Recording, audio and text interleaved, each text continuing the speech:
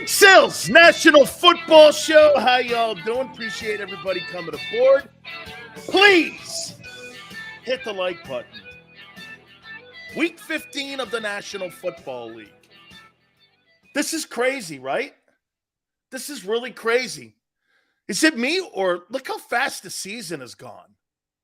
This has been one of the greatest years. And by the way, the content for the National Football Show is blowing up.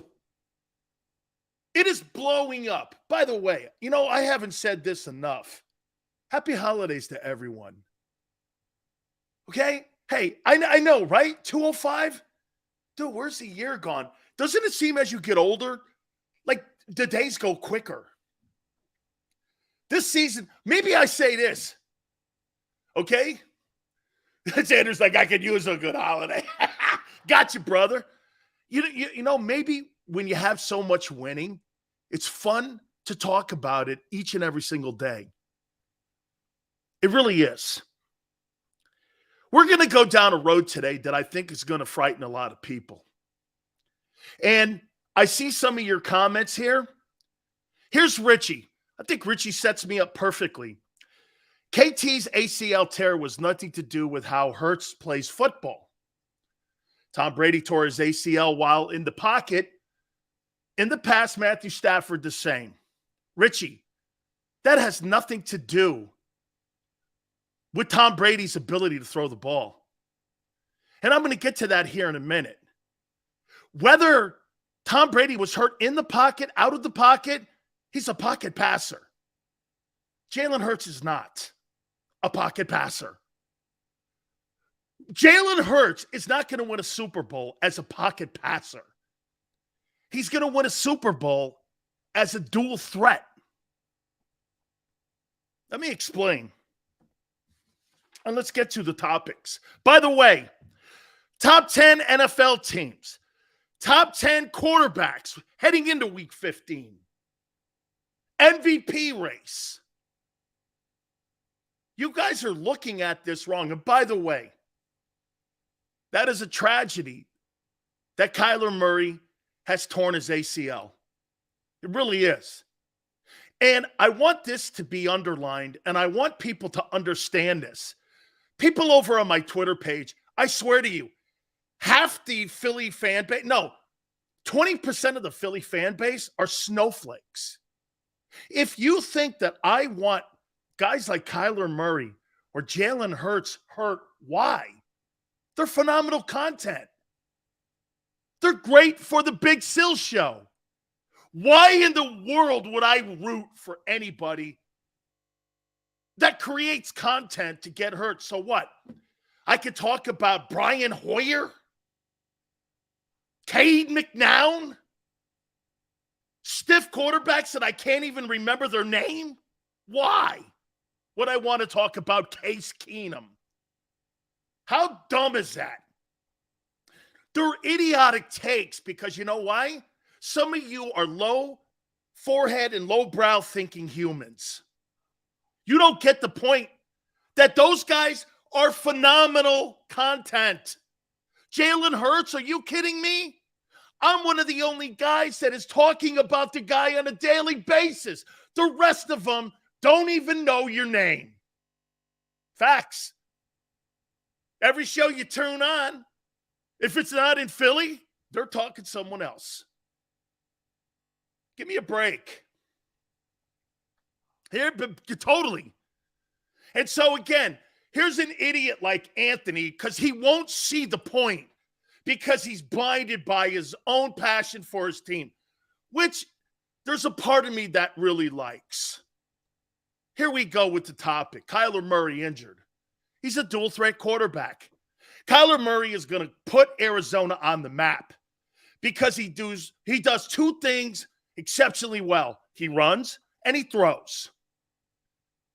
Same thing Jalen Hurts does.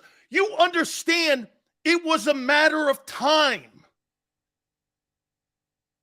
There is precedent. There is history of dual threat quarterbacks being injured, and I can go down the list. Why do you think Russell Wilson has fallen off the map? 1 year he's here, gets a $300 million deal. The next year he's a turd. Why? I'll tell you exactly why. He's beat up like Cam, Vic, all the rest of them. Lamar Jackson. You know who the next dual threat quarterback to be beat up is? That dude in Buffalo. He's next. He's next with an injury. That's catastrophic. Then you know who's after that? The guy in Philly. Well, you're wishful. No, it's precedent. It's history. It's facts. You can't see that. That's why Baltimore is sitting there going, do we pay $250 million for a dual threat? Dual threat doesn't have high ceiling. There's no 10-year career where you play every game. Cam Newton couldn't even raise his arms to make a pass in New England at the end. Michael Vick in Pittsburgh was a shell of himself. Those guys don't last long. And you want to pay $50 million for that. Dude, it's a matter of time. You're missing it. Well, Jalen squats 6. I don't give a shit if he squats 1 billion pounds. It's inevitable. We saw it last night. It's inevitable. It's inevitable. The law of averages. Well, Sills, Kyler got hurt outside the pocket. Okay, get this. So if Kyler Murray starts to get injured in his wheels, you think that guy's the same quarterback that you paid $46 million for if he doesn't have mobility? Absolutely not. He's Tyrod Taylor. It's not the beginning. You think Kyler Murray's going to get – Brady got hurt. Brady doesn't rely on his wheels. Now, if Brady had a pec tear or he had like a shoulder tear or a rotator cuff, then we're talking about something. That's why when Breeze got hurt, everybody said he'd never play again. It wasn't because he couldn't run. It was because they thought he couldn't throw the ball anymore. It's inevitable. Hurts will be Kyler Murray, and it will be inevitable. Inevitable. You can't escape it. It's true. Pocket passers have a better chance of staying healthy than a dual threat. Nothing wrong to say that. T-Car, that's not actually kind of, I want to make sure this point lands here, T-Car. Okay? When you take one of those assets away from the quarterback, like let's use Kyler Murray because he got hurt last night. When you take that ability for him to run, what kind of quarterback? You think Kyler Murray's a 47? Shit, I didn't think Kyler Murray was a $46 million player before the injury last night. Do you think he is now and after it? Not a chance. That injury last night with the poor play, Steve Keim, the GM, and the head coach will be fired at the end of the year. These are facts. Burrow got hurt. Look at what Scott says. Yeah, you know what's funny about that, Scott? Burrow got hurt his first year. The next year he came back, went to a Super Bowl. Why? Because he runs? Because he can throw the ball. He's a pocket passer. Pocket passers don't rely on their wheels. Your guy relies on both. Jalen Hurts is in the MVP conversation, not because of what he does throwing the ball. He's at 10, 12, 13. He's had a fine year and improved a lot. But the number one thing he's improved on is the duality of his game. That's what's separating him and making him unique. If you had to go just on, let's say Hurts gets hurt, and you had to rely on his arm and his pocket presence, you think you're winning a Super Bowl with that guy? Never. You may not even win the East. You may not even win the East. So I ask you, are you going to spend $50 million on what's to happen? and what it's inevitable will happen. You're going to pay $50 million for that. Good luck. Good luck to you. I will not be wrong in the end on this because history shows I'm not. But see, when you point things like out to this, it's a tough putt for you guys. It's a precedent. It's a damn shame Kyler Murray hurt. Hey, and again, I want to make sure I circle. No one roots for anybody to get injured here. Absolutely never. Why would I? These guys are great content. That idiot scrubbing is, hey, I shit on that guy more about him scrubbing his social media stuff and being a poor leader. No one wishes him hurt. Hurts is number one in the pocket. Really? Well, then get this. So let's do this little game. Josh Allen or Hurts as pocket passer only. I'll take Hurts. God, are you an idiot? Joe Burrow or Hurts. Pocket only, no running. I'll take Hurts. How dumb. It's beyond idiotic thinking. Beyond idiotic thinking.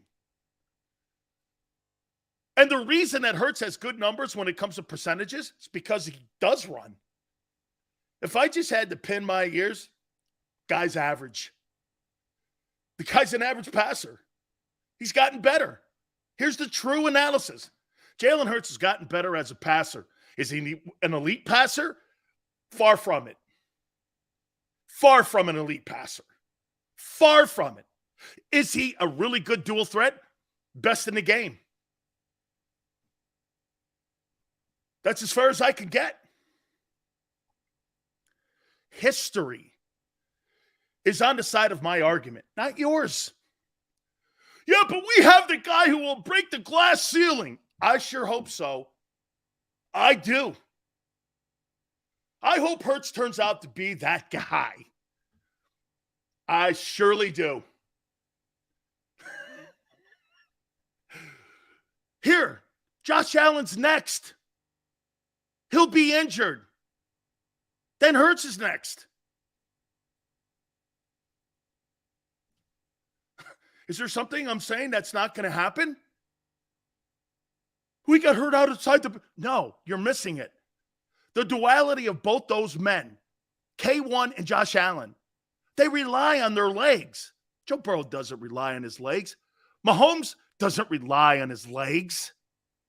Herbert is a perfect drop back guy. He kind of relies on his, but these guys just they run because they have to. In Philadelphia and in Arizona, they run by design. Jalen Hurts is Drew Brees. Never happened in a billion years, not even in the same room. You're in this room. Jalen Hurts is in this room. Cam Newton, Lamar Jackson, Michael Vick. Nothing wrong with that group. There's nothing wrong with that group. There's an MVP in there. There's an electric player. There's another MVP. There's two MVPs. Hey, one guy won an NFC title. You're in that conversation. That's the group you're in. Cam, Vic, Lamar. No other group. Hey, Josh Allen's in that group. But Josh Allen is a better passer than any one of those guys. That's why Allen separates himself. If Josh Allen got hurt, he could still throw the ball 95 yards on a dime. End of conversation. It's a matter of time. Now, the big question comes down to this. Yeah, Ron goes, Sills, all quarterbacks get hurt. True. But all quarterbacks aren't dual threat. All the top guys aren't.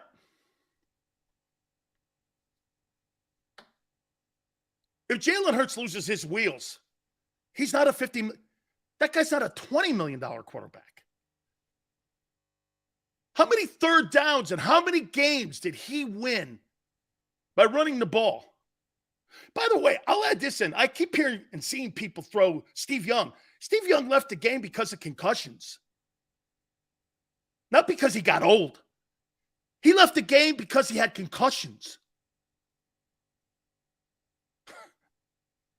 Some go, he played a long time. No, he backed Montana up for 10 years. GT goes, Silsey, you upset that Hurts is improving? Are you crazy? Great for my show, he's improving. I think you guys look at me and you think that I'm hating on. Great, Jalen. Watch this. Keep it up, buddy.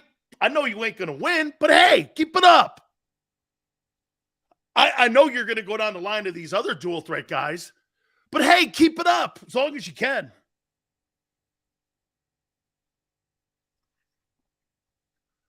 Jalen will continue to evolve into a better passer. You better hope so, because if not, hey, Andrew Luck was dual threat. What's he doing today? You know what he's doing? He's playing marbles somewhere. This guy's playing marbles. Left the game because he got beat up. But not my guy. Sileo, you're a hater. Not my guy. Yeah, your guy too, unfortunately, will be just like K1 was last night. That's criminal too, and man, I felt for the kid. You just signed a $46.1 million deal, and now you won't be available until midseason next year. How's that feel? New coach that gets that job?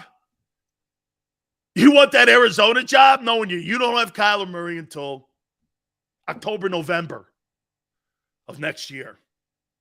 Dual threat. Congratulations. Look what it got you. You're in a financial bind. You got to fire your GM and coach. And the guy that takes the job has to know his first 6-7 games are going to be a turd burger. Yeah, okay. But not my guy in Philly. Not my guy. He squats 800 pounds, Sills. Oh, okay. He's an RPO dude, which is dual threat. He doesn't do any one of those things exceptional except run. And he's improving, like some of you have said here today, in his passing. You take the running away, you can start bitching about that second-round draft choice. There's more chance for failure for him because he has to do more. And some of you are going, how come you don't throw Josh Allen? He's next. It ain't Jalen. Allen's next. You can't run like that. He's in the same conversation as K1, Jalen. Those three guys are next. Damn. And they're entertaining and exciting to watch. Damn. That's a shame. That's a shame. Now, the question is, if you're Howie Roseman and you just see $46 million put on the shelf for a year, and your boy plays exactly like that kid, you could debate who's better. Are you going to pay Jalen Hurts that money? Last year, they were 11-1. Oh, they started out 11-0. Jalen's got one more win. Everybody was like, wow, K1 is unbelievable. That's how we got to 46. That's what they're doing. I love how history repeats itself with fan bases. Kyler Murray got $46 million because of what he did a year ago by winning 11 straight games or 7 straight games, whatever it was. Now he's not available till next year.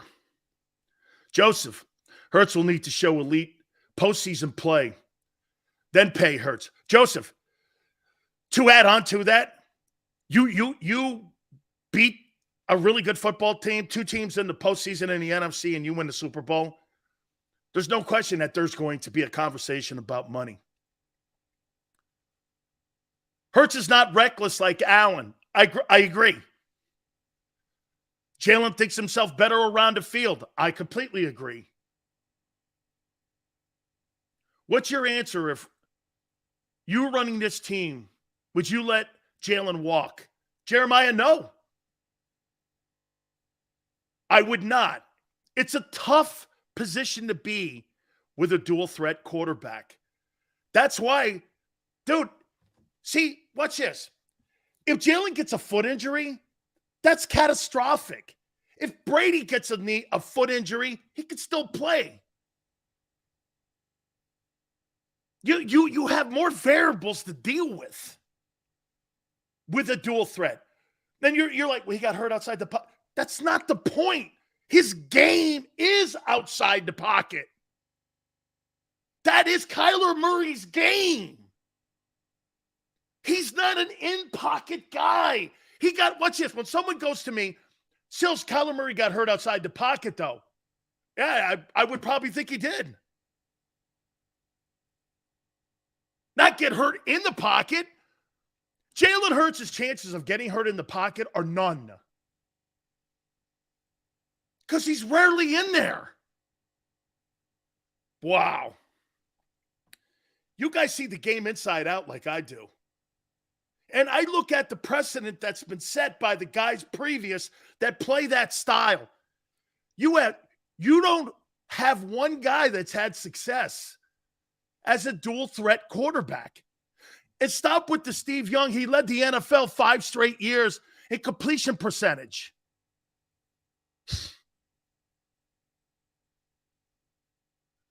Numbers from the pocket are designed, and his numbers this year are based off of what he does outside the pocket, jackasses. Oh, you're right. You really believe that Jalen Hurts is a prototype drop back quarterback. Man, even some of you snowflakes have to look at that and go, that's not true. But you won't because you can't. I get it. It's okay. It's okay. It's all right. That's why I say the Eagles, and someone goes, Sills, then what do? I think you're in a tough bind. I think paying dual threat quarterbacks like Kyler Murray, Josh Allen, I think that's a tough putt. The only way I think Buffalo gets away with it is because he's got an uncanny arm. Just what it is, man.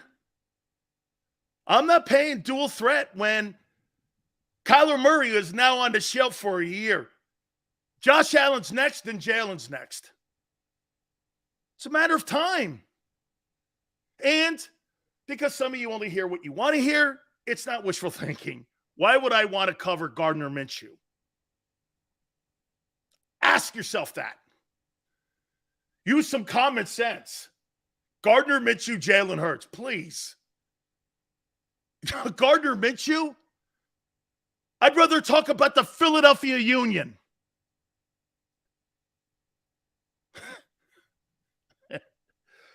Oh, man.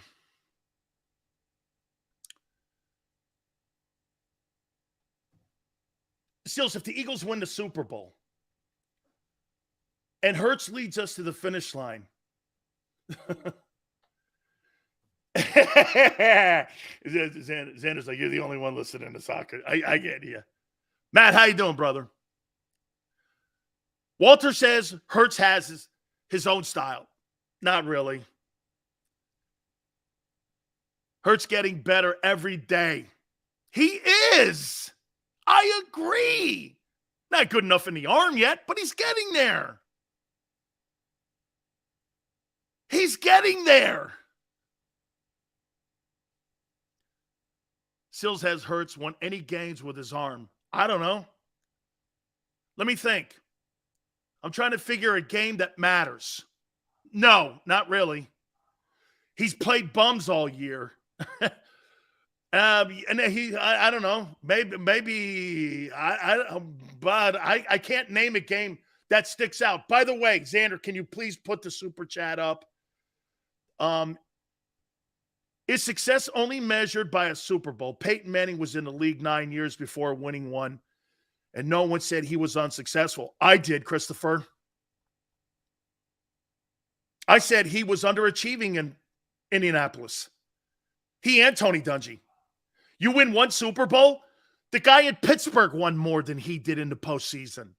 Roethlisberger is more accomplished in the postseason in Pittsburgh than Manning was in Indianapolis. Well, he ran into Brady. Oh, well, so did Ben. So did Eli. Those guys won at their place. Okay, I mean, I get it. Brady was the dominant. He's like Tiger Woods and Phil conversation. I get it.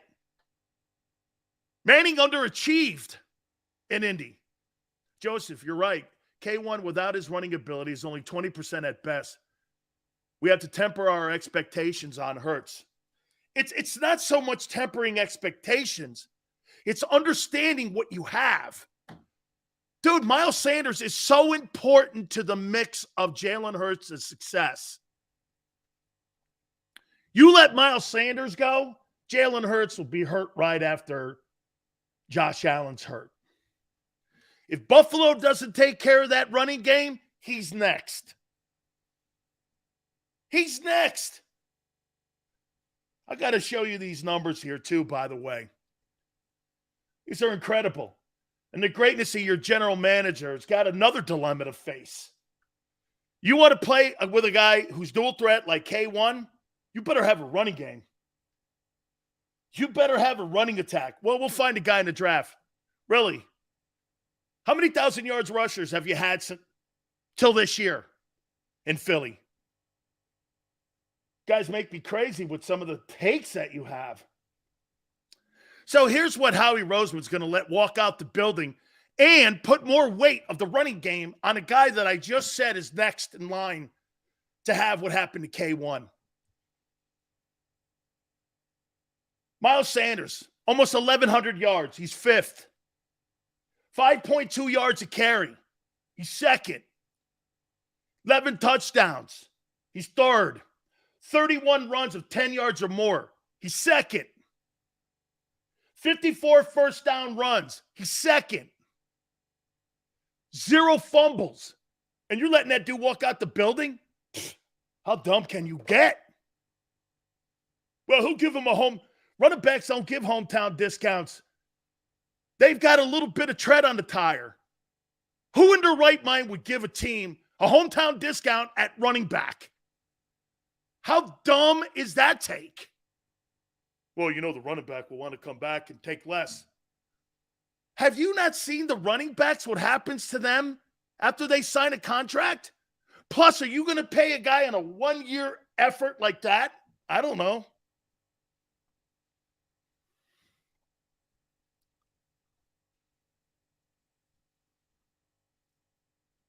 Look at Scott.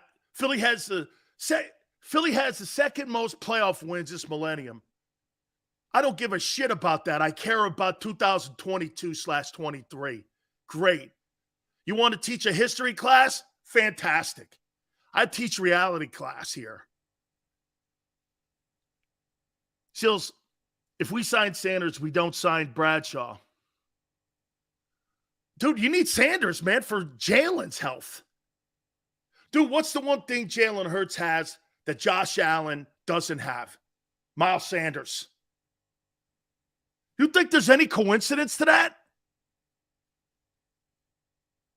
What's the easiest position to replace, Sills? I would say running back, T-Car, but not a 1,400-yard back.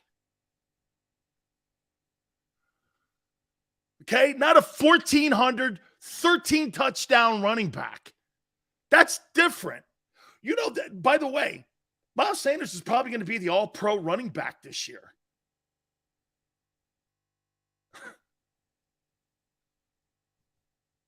Hurts over Allen? Never. In a billion years would any general manager in his right mind go there with that. So there's 4 guys in the league that are untouchable. The rest of them, dual threat. I'm not paying dual threat. I'm not paying for Lamar. Look at, oh, wait, by the way. So Lamar's hurt. He may not play this week, too. But my guy, Jalen Hurts, is going to overcome all the history of the league. So let me get this right. Lamar Jackson won an MVP in 17. And the last 3 years, he's missed ball games. Dual threat.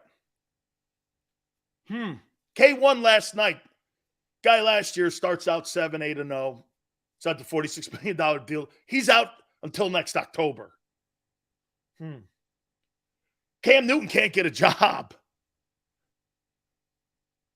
But Jalen is going to break the mold. Oh, my God. This is really easy. I have history on my side. You don't. And the position's number one. Dual threat. Wait a minute. Would you not consider Josh Allen a dual threat? A dual threat too? I just said that. Christopher. For only you, Christopher. I'll repeat it for the 7th time. Josh Allen's next to get hurt. Then Jalen. When people go, well, how come you don't throw Josh Allen in that? I do. You don't want to hear it because you want to turn the conversation into something else. And I'm not going to waste my time with that conversation on what you want it to be. Josh Allen is destined to be broken too. Even as gifted as a passer as he is. He's going to get wrecked too. Before Hurts, what was Miles' stats? I don't know. He had 900 and some yards last year. But you consider him untouchable because he's got God gift to throw the ball. He's got incredible arm talent. He needs to stop.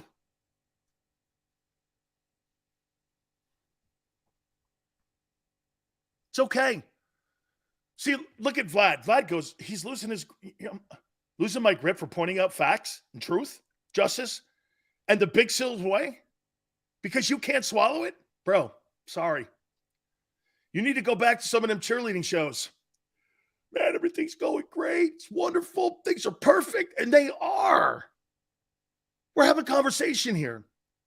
Don't get your panties in a bind. See, what's really cool is half.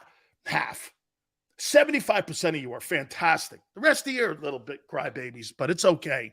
You whining, you moaning, you bitch. What facts? Jesus, grinding. Christopher didn't hear me either, so go back and watch the damn show.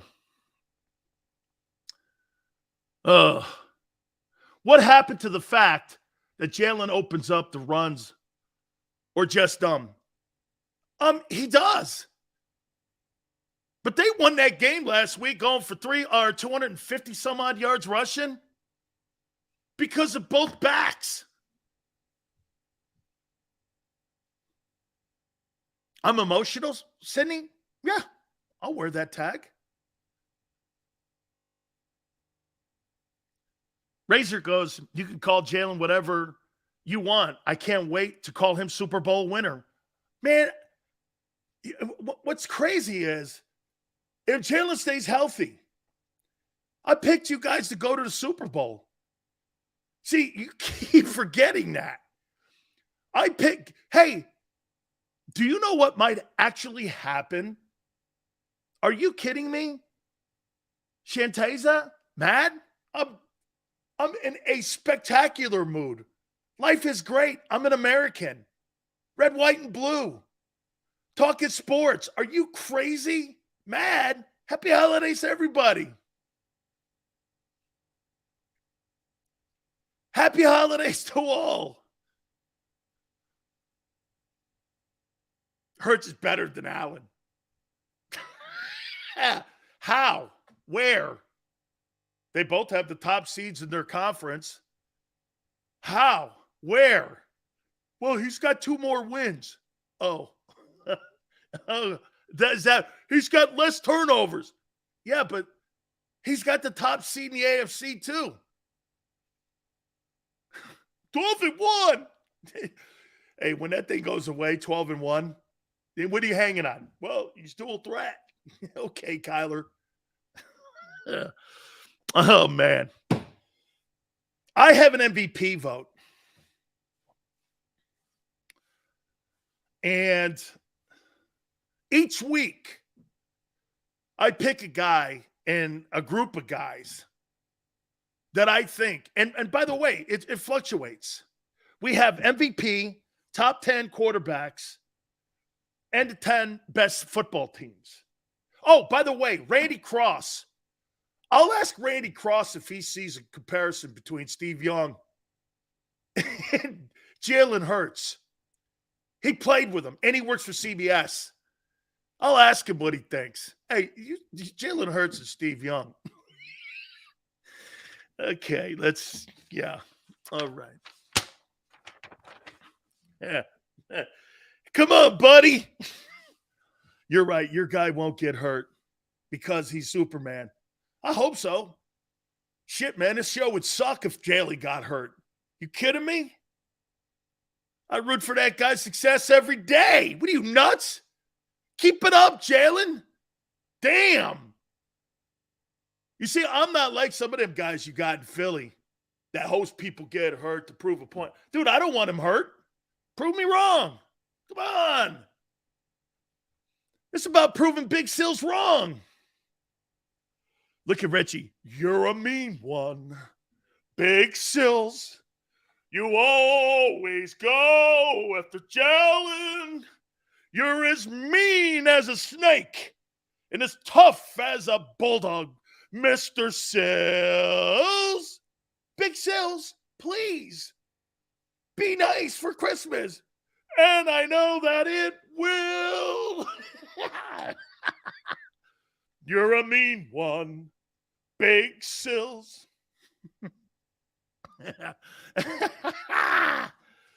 Hey, I think JAKIB will fire my ass if I'm going out for like singing. Here we go, baby. Miles Stats 2021. You're right. Swansky, let him go. Let a 1,400-yard back go. Let him go. Let him go. Miles, don't worry, Miles. Here we go, baby. The National Football League's most valuable player, these men are fighting for Dan Sileo's MVP vote. And I quantify this all the time by saying, and you can ask the NFL alumni, they send out awards for their NFL Honors Award show at the end of the year. Coach of the Year, Defensive Player of the Year, Offensive Player of the Year, Most Valuable Player. I think there may be even Rookies of the Year too. But I get these votes. And I vote every year. And I leave it up to my great listeners, or now viewers. Here we go. 10. Woof. This guy was exceptional last week. You talk about building a football team around an arm. Justin Herbert, number 10. He's got to win more. Okay? I think he needs a better coach. That Brandon Staley guy sucks. Number 9, and rapidly falling in the MVP conversation. Tua Tagovailoa has looked brutal the last 2 weeks. I think the game is catching up with him a little. My opinion, and I'll say it again, Miami needs to move off of Tagovailoa and get themselves a quarterback they can count on. Number 8, a complex football team, to say the least. Okay? Complex. I got Cousins here. He's putting up great numbers. And they're 10-3. They're the 2 seed in the NFC East. And they don't play like it. Kirk Cousins.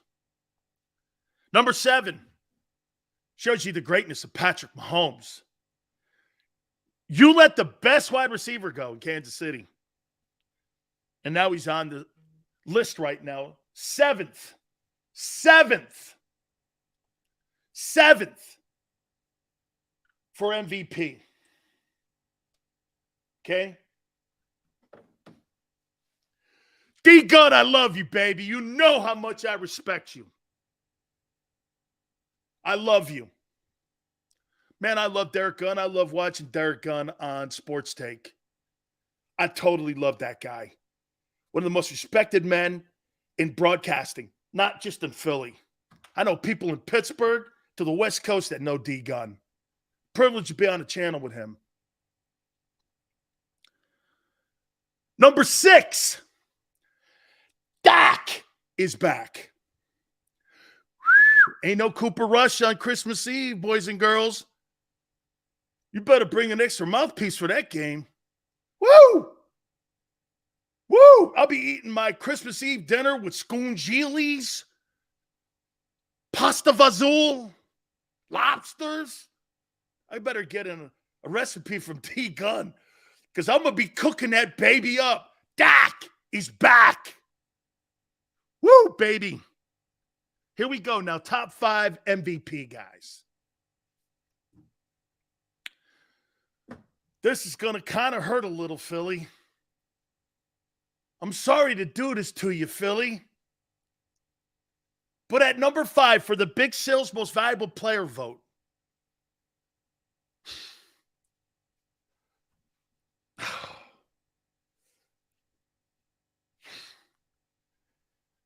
okay, we're in the top 5 now. Big Sales MVP votes. Hold on. Justin Herbert, 10. Tagovailoa, 9. Cousins, 8. Tyreek Hill, 7. Dak, 6. Number 5. Justin Jefferson. Justin Jefferson. This dude's going to get $2,000. He's going to break Megatron's record in Detroit. And you keep telling me that sorry-ass quarterback he has and Kirk Cousins blows out loud. This guy's going to have $2,000 with a quarterback that you say sucks. I do agree with you. Dak and Cousins, empty calories. They haven't won shit. Justin Jefferson is at the 5 hole. Guy's great. Hey, Howie, nice job. Oh, hey, here's Howie. I love how, dude, Howie's the greatest eraser in the history of general managers in the NFL. You see, here's where I'm different than some of the guys in Philly. They won't point this out. Every single time Howie Roseman screws up, he goes gets a free agent to cover his ass.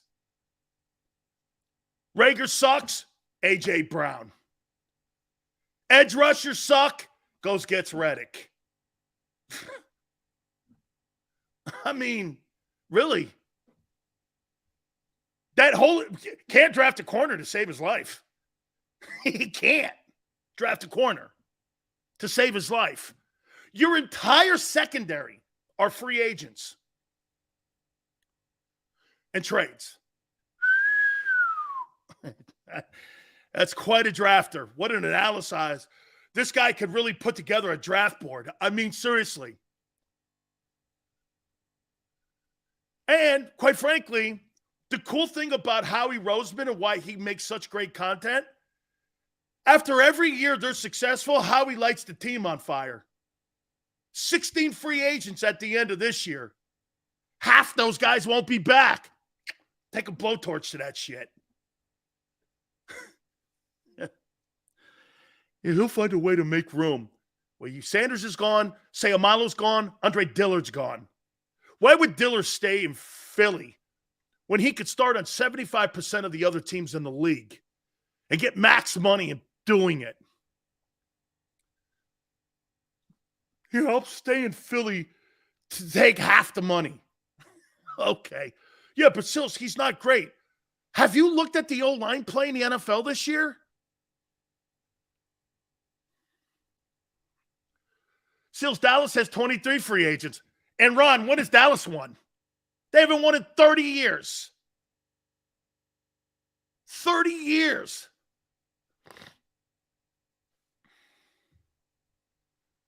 Number 4. One of my favorite arms in the league, man. Josh freaking Allen is a stud. What a stud. Watch that guy sit there. Watch this. Here's Josh Allen when he throws. Here's Jalen. Like throwing grenades. I kid. Look, a couple in passes, the one to Devontae in the Giant game that they didn't give him credit for was great. He is improving. He doesn't throw like a grenade any longer. He kind of has more of a, he's cut down that windup for sure. That's one thing Hurts has really worked on. Tom House worked that big windup of his out of there. And it's improved. Wretched baby. Buffalo's the number 1 seed, just like your boy is. Yeah, but he's got 2 more losses. Okay, you take him. I'll take Allen. It's okay. See, I want a Ferrari. I want the Ferrari. You want to drive a Nissan. It's okay. You drive the Nissan, I'll drive the Ferrari, especially if I have to pay the same for it. So you got both cars here, Ferrari and Nissan. I got to pay $50 million for both of them? Well, give me the Ferrari. Give me Josh Allen. I don't want the Nissan. Dual threat. Look what dual threat got Arizona last night. And again, Josh Allen doesn't watch his shit. It's over. Like it was for Andrew Luck. Lamar Jackson. Michael Vick. Hey, did Vick ever play like consecutive years in the league without getting banged up? And that's why at the end of it, look at Cam at the end. Ugh. All right, here we go. Now we're in the top 3.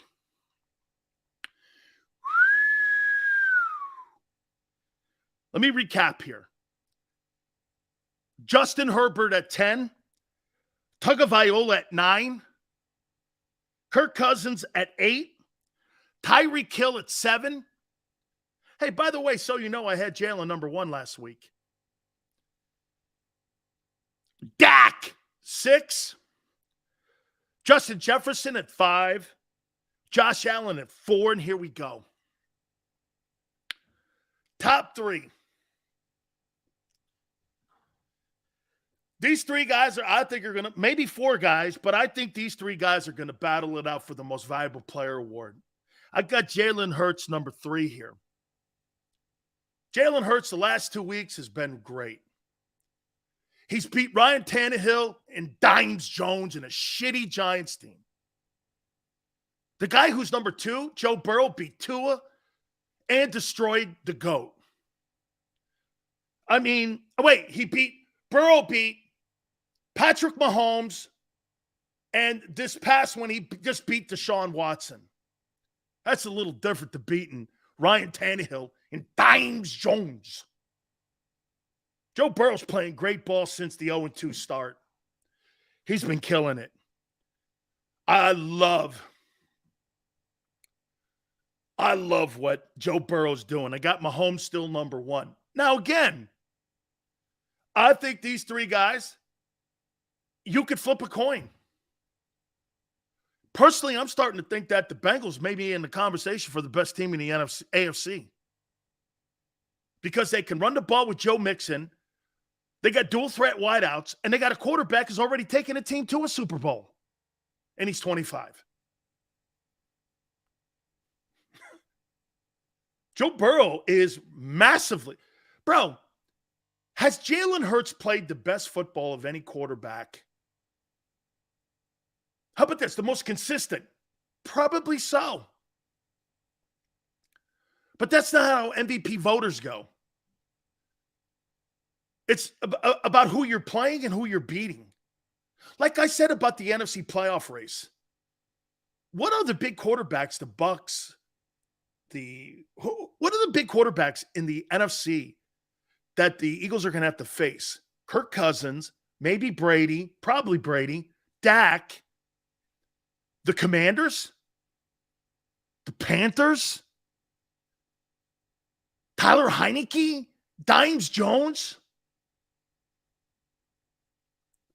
And over in the AFC, you're going to have to go through Mahomes, Allen, Herbert, Burrow. It's a different world over there. Justin Herbert, 10. Tua, 9. Kirk Cousins, 8. Tyreek Hill, 7. Dak, 6. Justin Jefferson, 5. Josh Allen, 4. Jalen Hurts, 3. Joe Burrow, 2. Patrick Mahomes, 1. MVP race. Jalen was number 1 last week. Dude, let me put it to you this way. He puts up a 4 spot of touchdown passes on Christmas Eve. Jalen Hurts can solidify himself the most valuable player. Beating a shitty Giants team and Dines Jones ain't going anywhere. Ain't going anywhere. Okay? But when you look at Mahomes and look at the 49ers. I said the 49ers have been playing the best ball of any team in the NFC the last 2 weeks. That doesn't mean they're better than the Eagles. They're just playing better ball. They went through a Dolphin team that's a playoff team, and they destroyed the GOAT. You played Tannehill and the shitty Giants. See, dude, you could sit around all day long talking about the Eagles beating up on shitty teams. I'm looking at what is happening around in the league and where the Eagles fit in. I said this to you, and I still hold this, and I completely put this out there, and I'll say it again. The Philadelphia Eagles have the best roster in the league. I'm not sure it's the most talented because I think San Francisco's in there. But they are, and they've been doing something that very few teams have been able to do. You know what that is? Show up for a fist fight every week. For 13 weeks, the Eagles have shown up to fist fights. Hey, the Bills, Chiefs, surely the Vikings, Cowboys, Packers. Not all these teams have showed up for a fist fight every week. The Eagles show up for a fist fight. That's tougher than you think. Tougher than you think. Yes, sir. And to circle back around on you wanting to pay Jalen Hurts, I hear people all over Philly, all over our channel. This guy's going to get paid big. Okay. Dual threat quarterbacks have a history of what? Being hurt. That couldn't have been more on display last night. It's almost a mirror with that Cardinal team to this Eagle team this year. Last year, they got out to an 8-0 start. Everyone was raving about Kyler Murray. Gave him $46 million. Gave the head coach a contract extension. Gave the general manager a contract extension. Now they're looking at it like this. Kyler Murray won't be available till next year. The GM and head coach will be fired. Just like Carson Wentz. It can be over that quick. All of you were sold. Even the people I work with in 2017, go back and read some of their comments about Carson Wentz. And so much so, not that they're wrong, the Philadelphia Eagles gave him $32 million. Carson Wentz is sitting on the bench in Washington right now because of the Eagles making $32 million. And he stinks. Yeah, but not this guy. Oh, are you sure?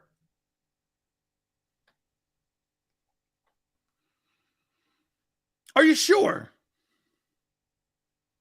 AZ dumb as shit. Murray was average before. Dude, you're not going to get me to say wrong here.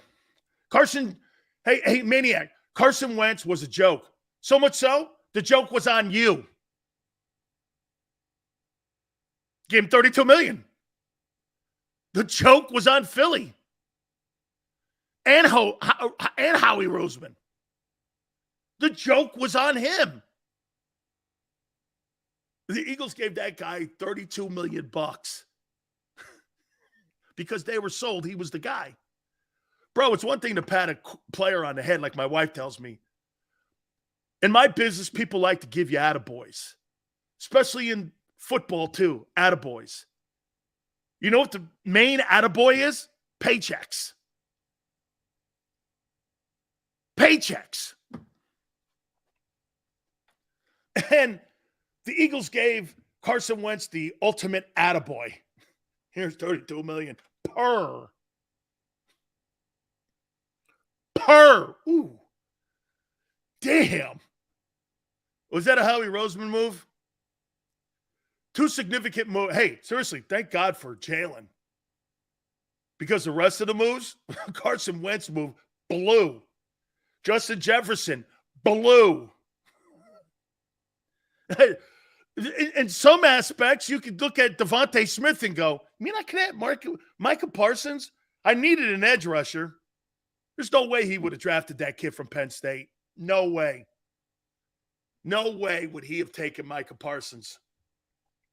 One day somebody will have enough scungios to ask Howie, if Devontae wasn't there, would you have taken Micah Parsons? I'd like to hear that result. Because you ever hear Bill Polian today talking about Tom Brady? Well, we had a first-round grade on him. No, you didn't. No, you didn't. Bill Polian goes around telling people he had a first-grade rating on Tom Brady. And Brady went in the 6th round. A Hall of Fame liar. And Bill Polian went around telling people, okay? Went around telling people, yeah, I had a first-round grade on Brady. I was like, come again? That's the same guy that told Lamar Jackson he should play wideout. Can you be any more racist than that comment? You should play wideout. I don't hear you asking Tebow to change positions. Or Joe Burrow. So there's your MVPs. Jalen's got a big night. Oh, my. Hey, by the way, some people go to the Nutcracker, for like the Christmas holidays. Man, there is a show in Dallas that is going to be off the chain. I would guarantee you that there are probably going to be about 40 million people tuned into that Christmas Eve game to watch the Eagles and the Cowboys play. Wow. What a moment for Jalen. Jalen Hurts goes out there and the entire country gets to watch him play. Since you missed the last one, how did Mahomes throw 300? Because Mahomes is a stud. And Mahomes played against the second-rate Bronco defense, ass. Who'd you play? The shitty Giants? Dude, their secondary's worse than the Titans. The Broncos have the second-ranked defense in the NFL. They're not losing games in Denver because of their defense. They're losing games because of their shitty dual-threat quarterback.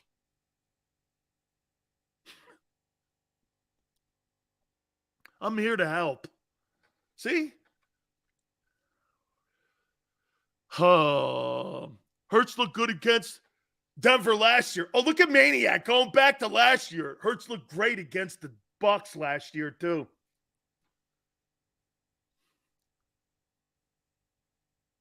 Hurts dropped 26 on Dallas last year. Earlier than no. He dropped 26 on Cooper Rush. Hurts hater, Tyler? What are you out of your mind? Love that guy. And when Jalen played the top-ranked Cowboys defense, whoever said the Cowboys were top-ranked, they couldn't stop the run. You never heard that here. I said their pass rushers are pretty good. And their coordinator, Dan Quinn's good. You want to know what a defense is, Christopher? It's in San Francisco. That's a defense. They beat Brady up. They're beating teams up. Purdy Bird. Look at that Purdy Bird out there. Look at that Purdy Bird. Rush doesn't play defense. I never said that. Hey, you know what's really great about Dan Quinn? Jonathan Gannon has to do this. Hey, I need help. Can you get me 2 guys? You can't figure it out? Dan Quinn goes, nah, we're good. We don't need anybody. I'll figure it out. And they've done a pretty good job the last couple of weeks stopping the run. That's coordinator. You see, how good do you know? And D. Gunn makes this comment on his show all the time. How good do you know how good Jonathan Gannon is when Howie's giving him every tool he needs this year to succeed? Jesus criminy. He gave him an entire unit filled with free agents. Come on, bro. Come on, seriously. They gave you edge rushers. They gave you D tackles. They gave you linebackers. They gave you DBs. What the hell else does Jonathan Gannon need? Honestly, how about an imagination? How about an imagination? Cowboys have added nothing on that defense. Jonathan Gannon went to like the grocery store. Howie went with him. What do you need? It's embarrassing. Everything that guy needed. How could he fail? Shitty schedule and a general manager and owner that have opened up the grocery store. Every single thing that guy's needed, he's been given. Well, they're playing well. Duh!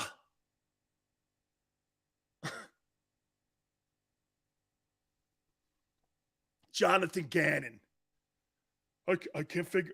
We need some more help at the D tackle position. Howie goes out and gets him. Dan Quinn goes like this. Now we're good.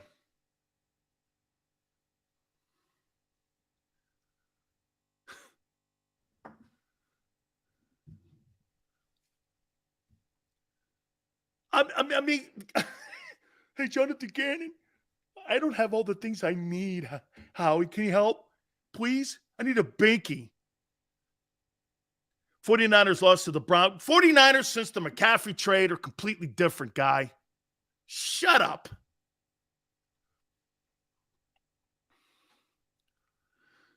Four weeks too late. Oh, really? Well, you have to excuse me. I only listen to one other show because the rest of them blow. I have my own takes. Oh, wait. Hey, Crossing Broad, I know you guys watch the show. If you need any content help, let me know. I'm here for you. I know you disagree with my takes, but if you have any kind of like cannolis, you'll jump in here instead of writing columns. Just show some cannolis. Okay? I'll help you out in your content. Xander's like, no stealing off this thing. Xander's got like an eagle eye on that. Nobody takes our content. Don't you ever touch our content. I'll come get your ass. Jalen had beaten. Oh my God, we're not going to go to last year. You lost to Dime Jones last year too, Sway. I thought Jalen was better than last year. Yeah, baby. Oh. What do we have going here? What's next? Top 10 quarterbacks. Top 10 teams. Absolutely, man. We got to get into that. Oh, and something else. The most improved players. I want you to name 3 of them for me. On the Eagles, not name. Well, you can name Hurts in there if you want. Okay, you could put Hurts in there. I want 3 Eagle guys that have improved their game from a year ago to today. We're going to do all of that. Hit the like button. You keep it here on the National Football Show. Post-game show with Seth Joyner. I knew that they had a running game. Derek Gunn. He has put in the effort. Devin Caney. Had we not won the Super Bowl, what would we be saying? And Mike Missinelli. Well, you know who Philly is. Post-game, now streaming on the 6ABC family of apps.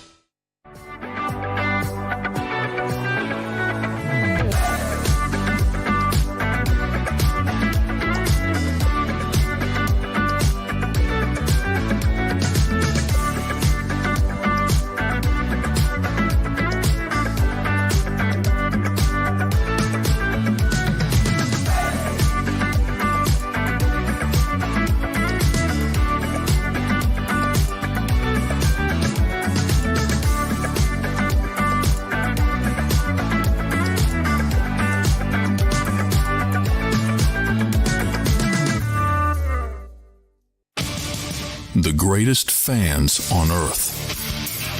It's a bold statement, but would you expect anything less from Philadelphia?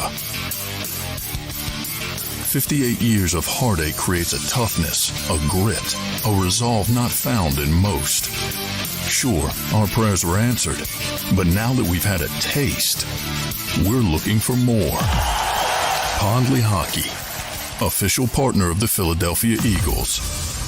Number 1, Jeff D'Ambrosio. Destination Downingtown is rolling back prices for December to remember. For a limited time, you can own, not lease, brand new 2023 Jeep Wranglers for only $30,995 or $339 per month. New Ram starting at only $30,995 or new Ram 1500 Bighorn Crew Cabs $189 per month. Zero down can deliver. Get the price you want, the selection you need, and the VIP treatment you deserve. Jeff D'Ambrosio, Destination Downingtown, Big Finish Sales Event.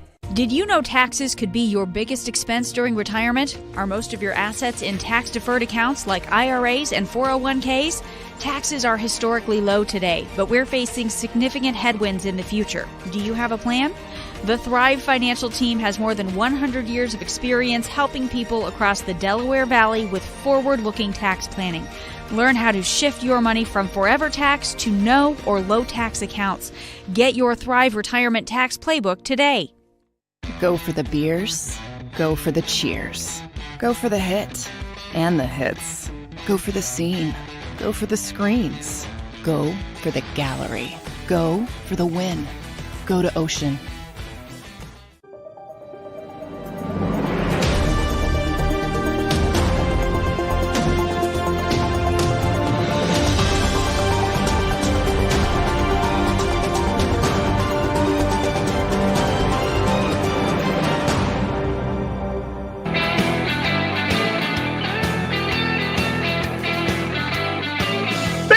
National Football Show. Sway, I apologize for that. From now on, we will definitely read all of it because you're right.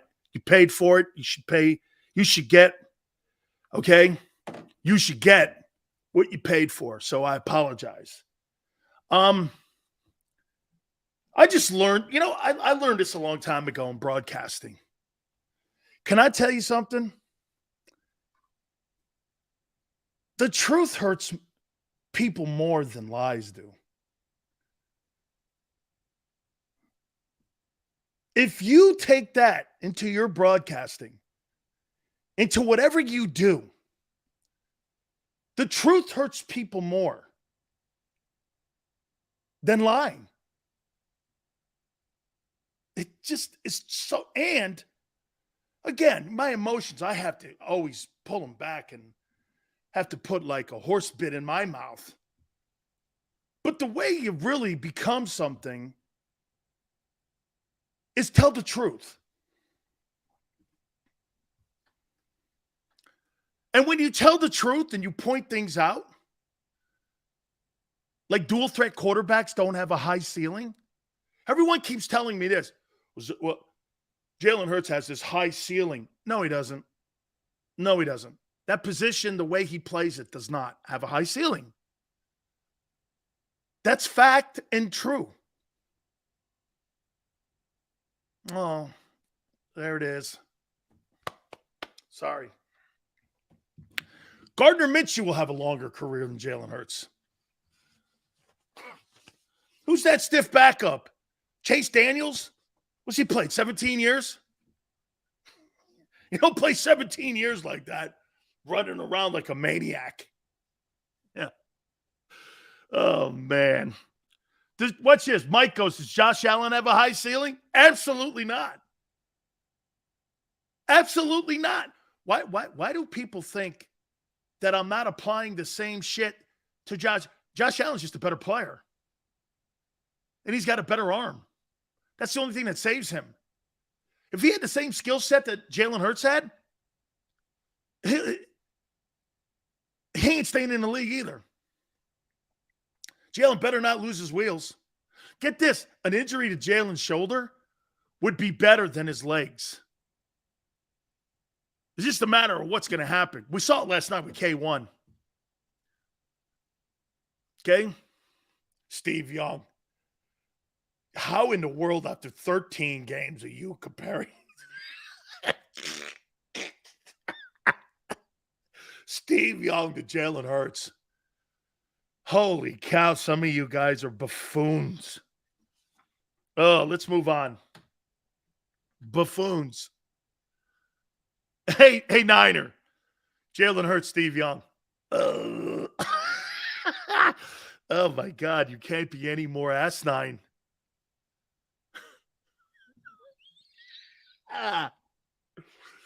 Jalen Hurts, clear MVP. He is a clear MVP candidate. He won't win it, though.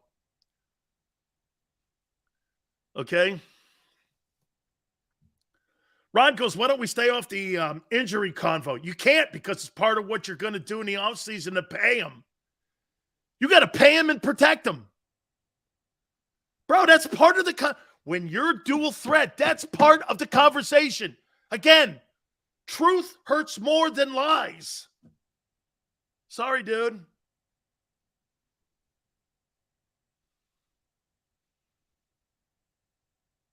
Purdy.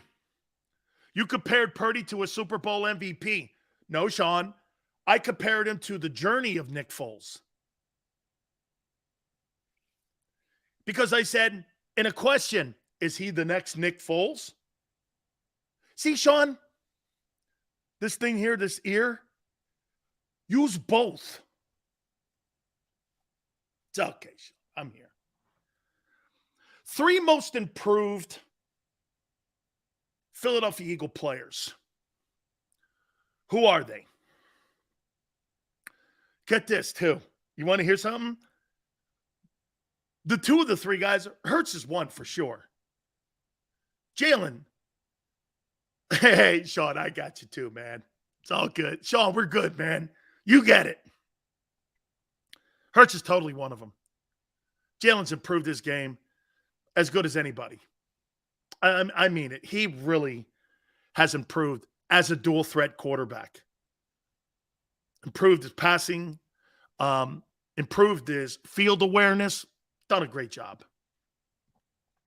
The other 2 guys, unfortunately, could not be here maybe.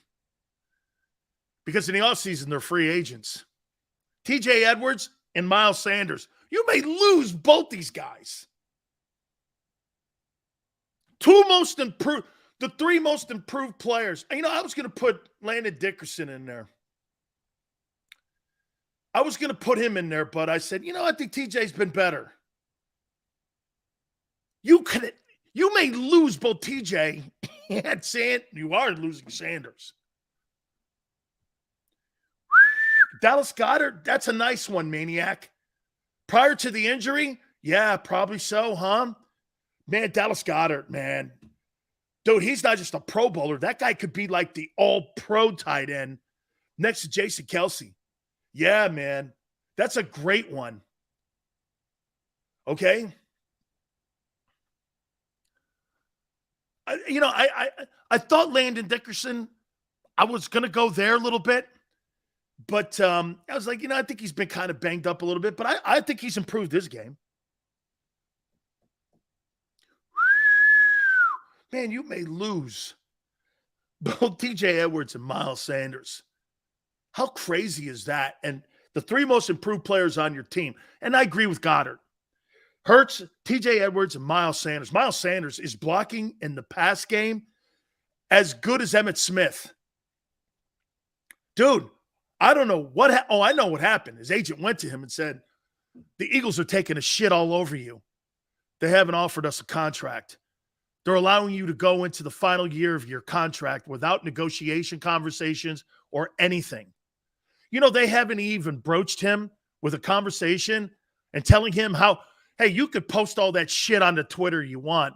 End of the day, there's been no contract talks with Miles Sanders, and he's a 1,000-yard rusher. I'd look at that and go, I'm done here. They'll never pay me the money I want, and they'll never give me the money I'm going to get in the open market. And running backs don't last long. Shit, quarterbacks that are dual threat don't. Running backs clearly don't. O-line is like the 98 Broncos. Oh, okay. You're right. Taking 1,400 yards out of the backfield will be really wonderful for Jalen Hurts' health. I'm sure that'll pan out. Hey, we'll get another guy in the draft. Cap ain't going up that much. Not when you got $50 million decision to make at one position. Not that much, kid. You're going to go from 181 to what, 208? Because it only goes up 20% every year. 204, 201? Salaries go up too. Cap goes up, salary goes up. So the percentages are still the same. Take a math class. Read a book.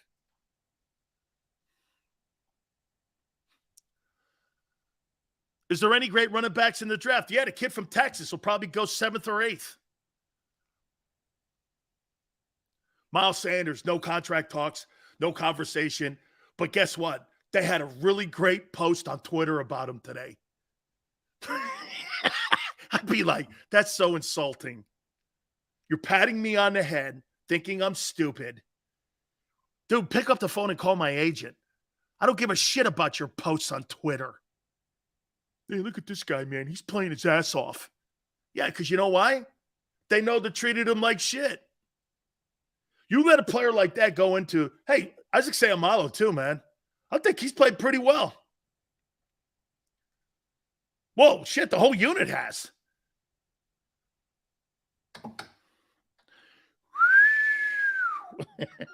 Oh, man.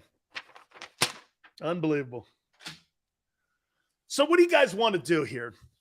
You want to do Big Sil's top 10 NFL teams or the top 10 quarterbacks in the NFL heading into week 15? What do you guys want to do here? What are you talking about, Omar? Never positive. I said the guy's improving. The team is 12-1. I picked you for the Super Bowl. Sorry, guy. Sit around for 3 hours kissing babies? Wrong show, guy. We have conversations about the team and where they're going and what they're doing and what's ahead of them. And by the way, if you were 1-12, I don't know where I'd be going with this. Holy cow. Act like a champion. There's decisions to be made. High dollar decisions. Big decisions. Hey, the last big decision you made, you failed. And it was the Wentz decision. Do you want to go down that same route again? Or do you just want to have cheerleading conversation? Pay the guy, pay the guy. You want to keep doing that? Man.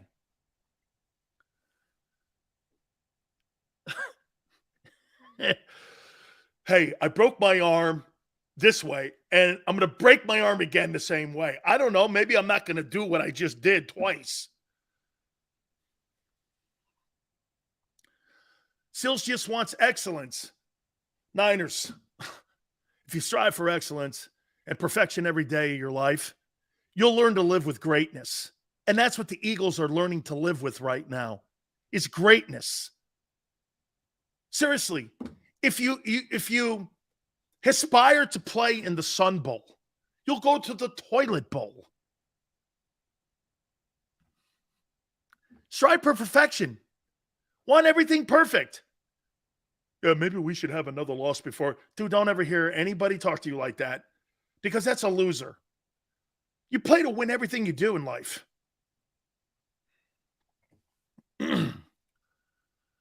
Should we just let Jalen walk? No, David. I think, like I said, David, no. I think you're in a tough place. How do you pay that? David, watch this. David, you know what, David? I think that's a great conversation. Would you pay Lamar Jackson $50 million if you're Baltimore? He's been hurt 3 years in a row? No. Nope. Nope. I'm not doing it. I'm not doing that. What? So he plays half the season every year for me? Or he misses critical games and stretch runs? No way. No way. Are you paying Tua? Never. Shit, are you keeping Tua? Never. Josh Allen is on schedule. The Bills are the number 1 seed in the AFC. And he hasn't even been in his first year of his new contract, the $43 million. So you can't say it's not working. You don't know. He's only in week 13 of his new deal. So before you say it's not working, they are the top seed and they would get the bye as of December 13th. So anything you say about it, he's got a lot of interceptions. Who gives a shit? He's the number 1 seed in the AFC.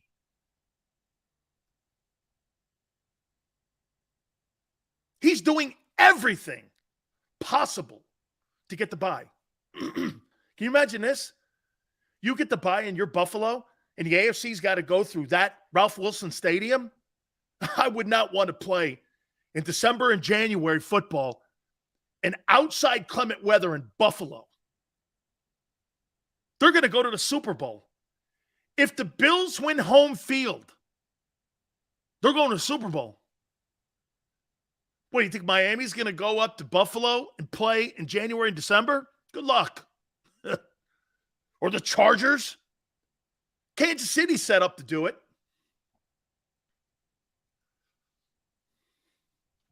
January in Buffalo. Good luck. You ever been there? I have.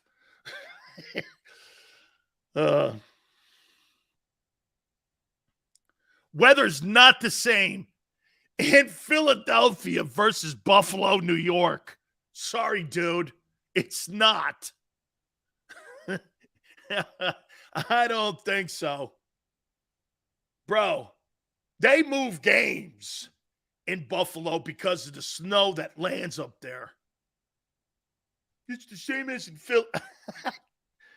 Yeah, you keep thinking that. Cold is cold. Oh, man. This is way too great. This is way too great. I mean it, all my heart. All right, let's get to the 10 best teams. Here we go. Here are the Big Sil's 10 best football teams in the National Football League. There's a change in the order here. Here we go. Number 10, the New England Patriots. Tell you what, Mac Jones played pretty decent last night. But do we all agree with this? I don't know, Xander, maybe you do too, maybe some of you guys. I don't know how important it is to win championships in New England anymore. I think Bill's done all he's going to do. I think it's now about chasing Don Shula down for regular season wins. I think it's like 365. He's just past Hallis. I think he's got another year. And then I think he calls it. That team's far away from winning a Super Bowl. I think the Patriots probably make the playoffs. They haven't had a win in the playoffs in 3 years. But I think the Patriots now, again, I think they're just trying to get wins for Bill. Number 9. Dude, we're pretty low down on the totem pole down here. Los Angeles Chargers with that brilliant arm. That brilliant arm. What an arm Justin Herbert has. He is amazing. What a talent. Number 8. Hanging in there. Would we not agree? By the way, this is the Big Sil's top 10 NFL teams. Would we not agree that John Harbaugh and Mike Vrabel have to be two of the most underrated coaches in the NFL? John Harbaugh is a great coach. I know some people forget he won a Super Bowl. John Harbaugh can coach. What he's doing with Tyler Huntley, I mean, I think he's doing a fantastic job with him. Number 8. Number 7 has to be a team that I just do not believe in, but you have to put them here because they're 10-3. Like, I'm not going to put, can you believe this? This team's 10-3 and they're not in my top 5. This Vikings team, I don't know. I don't see it. I don't see it. You're 10-3. You're the second. Hey, the Eagles, man. Who's the second best team in the NFC? The Vikings. Wow. Well, who's after that? Wow, what a road to the suit. Man, there's no doubt, man. The Eagles have to get to Glendale. There's nobody in the NFC. I just don't buy the Vikings. Big Sills, top 10. Number 6. This team is skyrocketing. And boy, do I love this team. I think this team may be the best team in their conference. I think they may be the best team in their conference. And boy, are they playing great. At number 6, hold yourself, get ready. Get ready. The 6th best team. And by the way, I think they could be the best team. The Cincinnati Bengals. Dude, that line's playing great. Very underrated defense. Dude, Jamar Chase and Higgins and them dudes and Mixon. I mean, these people are beating Mahomes. They're beating great quarterback after great quarterback every week. Bengals look great. I think the Bengals can win the AFC. Now we're getting close. Now we're in the top 5. Big Sills. Top 10 NFL teams. Patriots 10. Chargers 9. Ravens 8. Vikings 7. Bengals 6. And the 5th best team in the National Football League, according to Big Sills. I got the Kansas City Chiefs here. And I'll tell you why. That lack of a running game, dude, you are going to go to Buffalo with no running game and inclement weather, you're not beating them there. The only way the Chiefs get to the Super Bowl is if they host the AFC playoffs in Kansas City. If they've got to go on the road with no running game, no way. That's why they've stumbled a couple times this year. They don't have a running game. They're relying on Mahomes to do everything. Dude, Mahomes has put up great numbers, MVP numbers, but at the end of the day, he's had a sensational year. But as a team, going on the road and playing in particular places, I don't know. You know, I'll say this too. Ever since they lost Kareem Hunt, that offensive team has not been the same. They need a player like Kareem. Boy, I'll tell you what, Miles Sanders would fit right. Well, oh, my God. Could you imagine Andy Reid getting Miles Sanders for Patrick Mahomes? Holy cow. There's your landing spot. Miles. People at the NovaCare Center. Miles. Booby. I know you like that, and you want me to call you Booby. Hey, Booby. Kansas City. I know the GM very well. That's your landing spot. You and Mahomes in Kansas City. Oh, my God. Hey. Call Clark Hunt up. Let me see. Do I have Clark's number? I should text him that. Clark, you got to get this guy, Miles Sanders. Eagles hate him. You got to get this guy. Kansas City. And Andy Reid. Perfect. Andy likes them kind of players because Andy helped put the blueprint in Philadelphia and the type of player he wants. And that's not really deviated that much. It's a perfect landing spot. Miles Sanders in Kansas City with Andy Reid and Patrick Mahomes. I got to text Clark Hunt this. Hold on for a second. Let me text Clark. I'll do that in a break. Oh, man. Miles Sanders of Kansas City. Number 4. The Dallas Cowboys with Dak is back. Dude, ask me if I believe in the Cowboys. Absolutely not. Sills, you think the Eagles are going to lose to the Cowboys on Christmas Eve? Here, I'll tell you right now, December 13th, 11 days out. No. They would have to play out of their mind to beat you. I don't even have to wait for the prediction because anybody in their skull would go, where do the Cowboys have the advantage? And if you say quarterback, that ain't true. That ain't true. The Cowboys are playing really good ball. But are they better than Philly? Absolutely not. Absolutely not. So, hey, the Cowboys, I'm with all of you guys in Philly with this. I'm sorry, man. I don't see it. Dallas Cowboys, we're ready to rock. I go, well, I'll tell you what, man. You guys have already showed your skirt a little bit. You know why? You didn't get T.Y. Hilton to play wide out in Dallas. You got T.Y. Hilton to play Jalen Hurts on the scout team and start prepping for that game next week.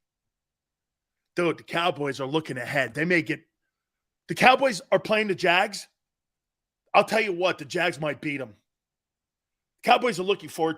They're looking ahead. Sign T.Y. Hilton. Okay. I'm sure that's going to make a massive impact. Tell you what's made an impact on that Cowboy offense. The loss of Amari Cooper. It's felt and seen, and you see it every day. Yale. I already know, Yale. Get this. Frank Reich told me T.Y. Hilton, anytime they played RPO quarterbacks, he would play in the scout team, that mimic of the quarterback that was on the other side. T.Y. played it at FIU. I think he went to FIU, FAU. Butch Davis told me that guy played that position in high school. He was an RPO quarterback. Dallas is looking ahead.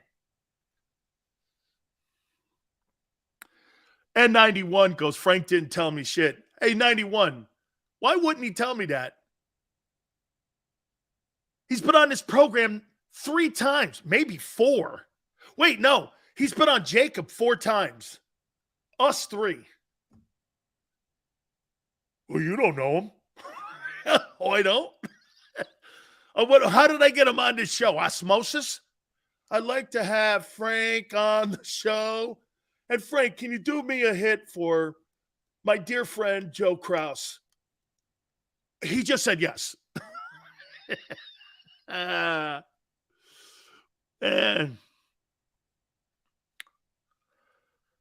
now we're in the top 3. Big Sills. 3 best teams in the NFL. Patriots 10, Chargers 9, Ravens 8, Vikings 7, Bengals 6, Chiefs 5, Cowboys 4. Here we go.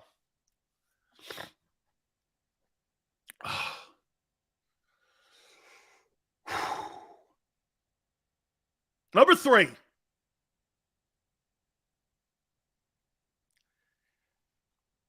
The San Francisco 49ers. Playing the best ball of any team in the National Football League the last 2 weeks. Really doing a great job.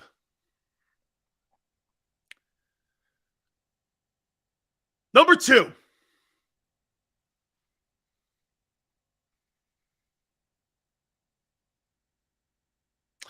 The Buffalo Bills.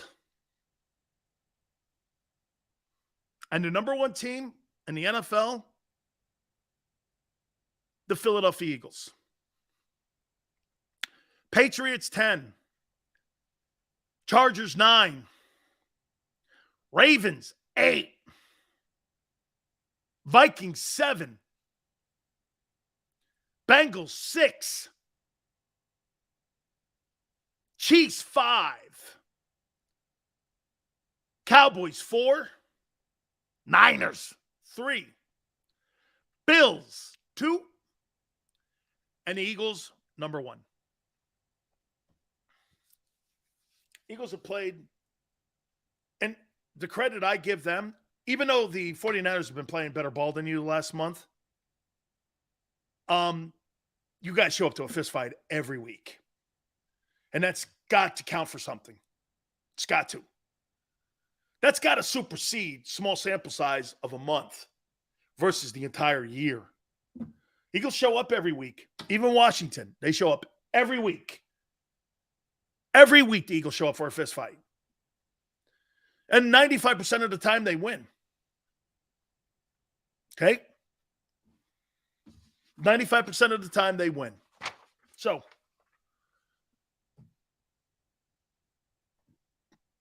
say it louder, Sills. Chris, easy.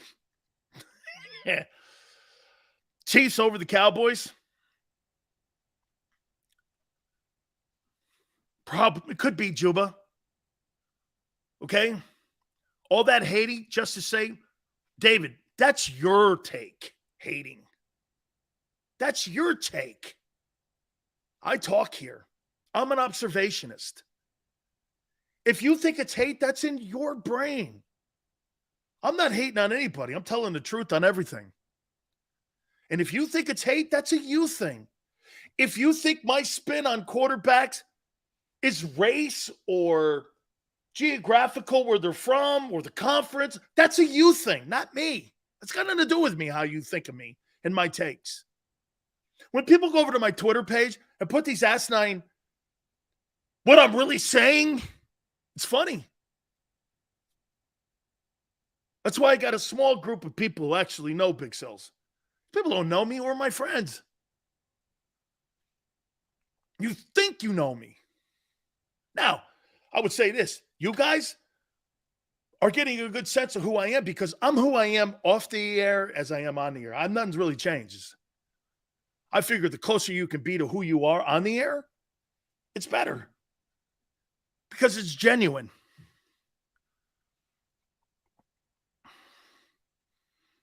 JM goes, Sil sucks at math. You just got that, JM? Way to be astute. Okay? Very astute of you. Tough love? That's how I was raised and how I was coached. I had a guy in my ass all the time when I was raised. I'm Italian fireman, fisherman. And I've had coaches the same way. Tough love? I guess tough love is real truth. People hate to, dude, I mean it. I'm going to get a t-shirt that says that.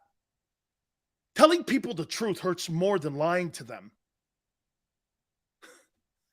It does. People will accept the lie more than they will the truth. Go to social media. It's the outhouse wall of lying.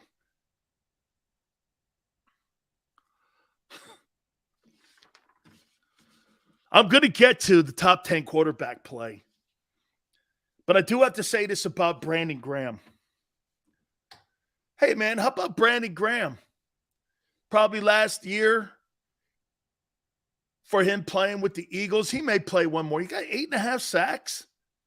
So Brandon Graham's last year in Philly could be in a position where he has 11 or more sacks. Kudos to him, dude. Coming off an injury from a year ago. One of the last carryovers from the 17 team. Good for him, man. Good for him. That's a victory lap year going on for him. I hope they do re-sign him, Fly. I hope he comes in and okay. East Cannon for life goes, please lie to me. I will. Jalen will have a 20-year career. There's a lie. Okay? Dan, you like us against Clemson in the Orange Bowl? I do. I think Clemson has had a really down year, and the quarterback just went into the transfer portal. Okay? Good for him, man. Brandon Graham, 8.5 sacks. second half away from double digits. Shit, man, that's great. East Camden, thank you. Yeah. Oh, man. Yeah, hey, East Camden. Yeah, man. Jalen Hurts will throw for 5,000 yards. Anytime you want me to lie, you just let me know. I got a whole bunch of them. Jalen Hurts will hoist up the Lombardi trophy. Oh, I think 4 of them. Oh, man. Oh, I like that Purdy boy out in San Fran. I like that Purdy boy. Man, that Purdy boy out in San Francisco.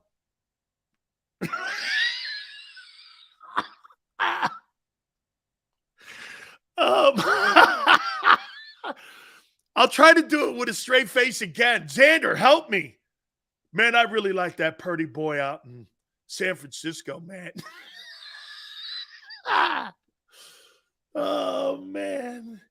Hey, Big Sills, what do you think of the man, Purdy boy out in San Fran? Man, that guy is good looking. Man, it sounds awful.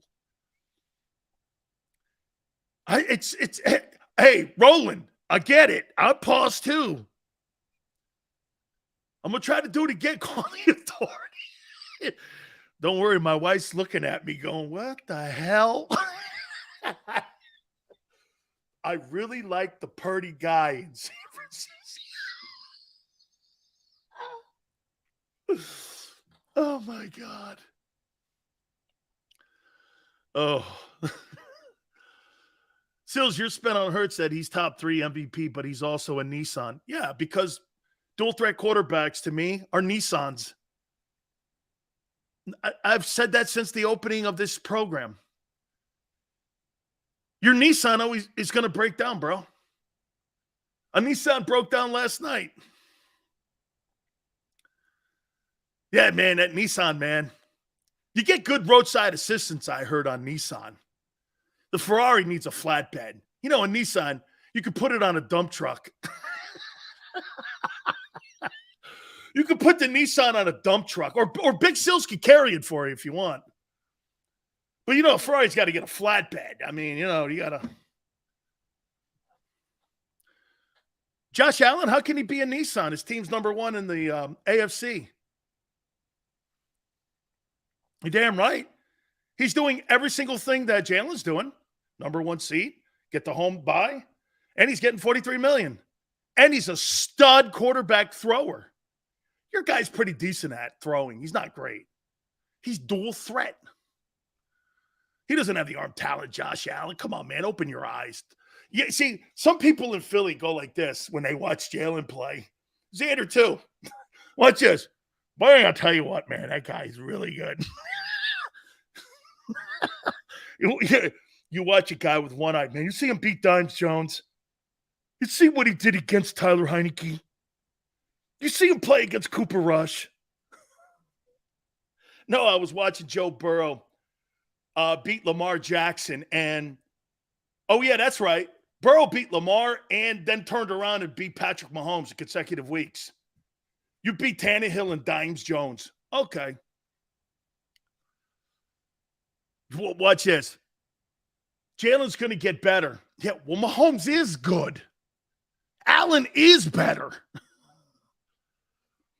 Ugh. Things I have to go through. Hurts is playing great. Absolutely. My point today, though, Yale, is so you think Jalen Hurts is not going to end up like all the dual threat quarterbacks. He'll be the only one. Yale, I'm talking to just you because you have common sense here. Yale, do you actually think that Jalen Hurts, the dual threat quarterback that everyone labels him as, is not going to end up like the guy last night or the guy in Baltimore? Or here, Vic, Cam. Why would you say it's possible when all those other players, it did? So he'll be the only one, Yale, in the history of the league to survive that type of punishment. Come on, Yale. I give you a lot of credit because you put great spins up here. That's true. He's smarter, okay? He's smarter. Russell Wilson. Yeah, how about this, though? Russell Wilson's pretty smart. He's destroyed.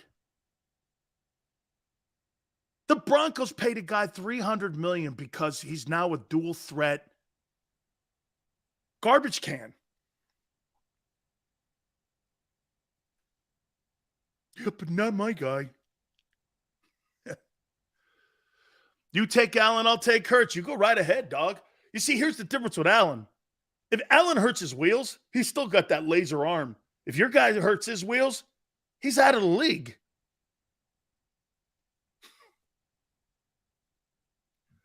Truth, justice, the Big Sills way. Man, do I hate to do that to you guys. Look, I'm here to help. I'm a helper. Just remember that. Sills, you're a Cowgirls fan. Absolutely not. I am no fan of any team. I'm a fan of content. I like Bills, Eagle fans, Steeler fans. I like Broncos, Niner fans too. Dolphin fans are delusional. Okay? Eagle fans are great. I'm a fan of the fan base. How can I come on here and lie to you and tell you, well, I'm a Philadelphia Eagle fan? It's not true. Dude, I'm a fan of one team, the University of Miami. That's it. Hurts has the highest completion percentage from the pocket. Yeah, great. How many times has he thrown the ball? 200? Allen's a running quarterback. 5-star. Thank you, doctor.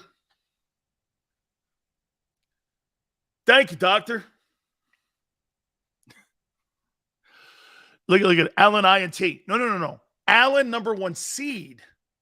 And the playoffs were to start today. Like in Philly, they'd go through Buffalo. That, you know. And by the way, Allen INT, your guy he's the cheapest person in the huddle. That won't be for long because they'll do the same shit they did in Arizona. Hurts number 1 seed. Well, Allen number 1 seed.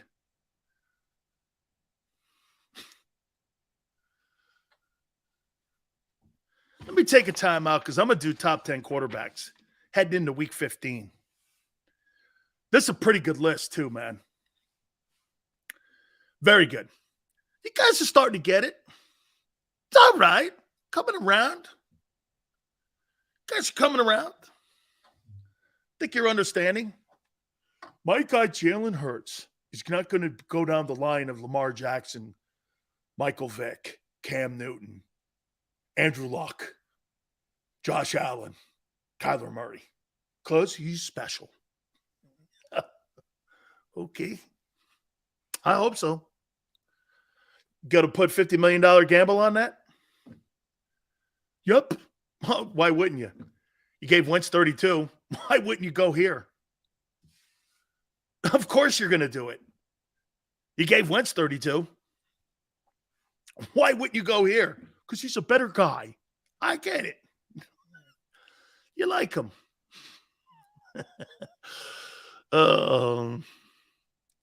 Hey, dude, seriously, that's a great point. That dual threat thing may finally be put to rest. If Bills and Eagles make it, one of those guys is winning the Super Bowl, and it's going to break the glass ceiling. All right, let me take a timeout. I want to do the top 10 quarterback rankings. I think this is going to be interesting. Hit the like button. Keep it here on the National Football Show. Post-game show with Seth Joyner, I knew that they had a running game. Derek Gunn, He has put in the effort. Devin Caney, Had we not won the Super Bowl, what would we be saying? and Mike Missinelli. Well, you know who Philly is. Post-game, now streaming on the 6ABC family of apps.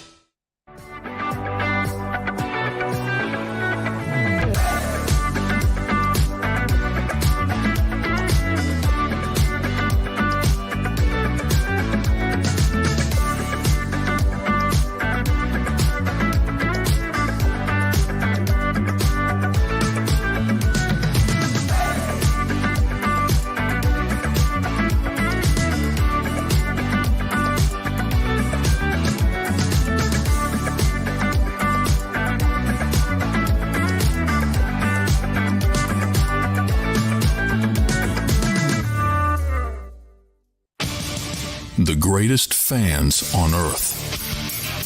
It's a bold statement, but would you expect anything less from Philadelphia? 58 years of heartache creates a toughness, a grit, a resolve not found in most.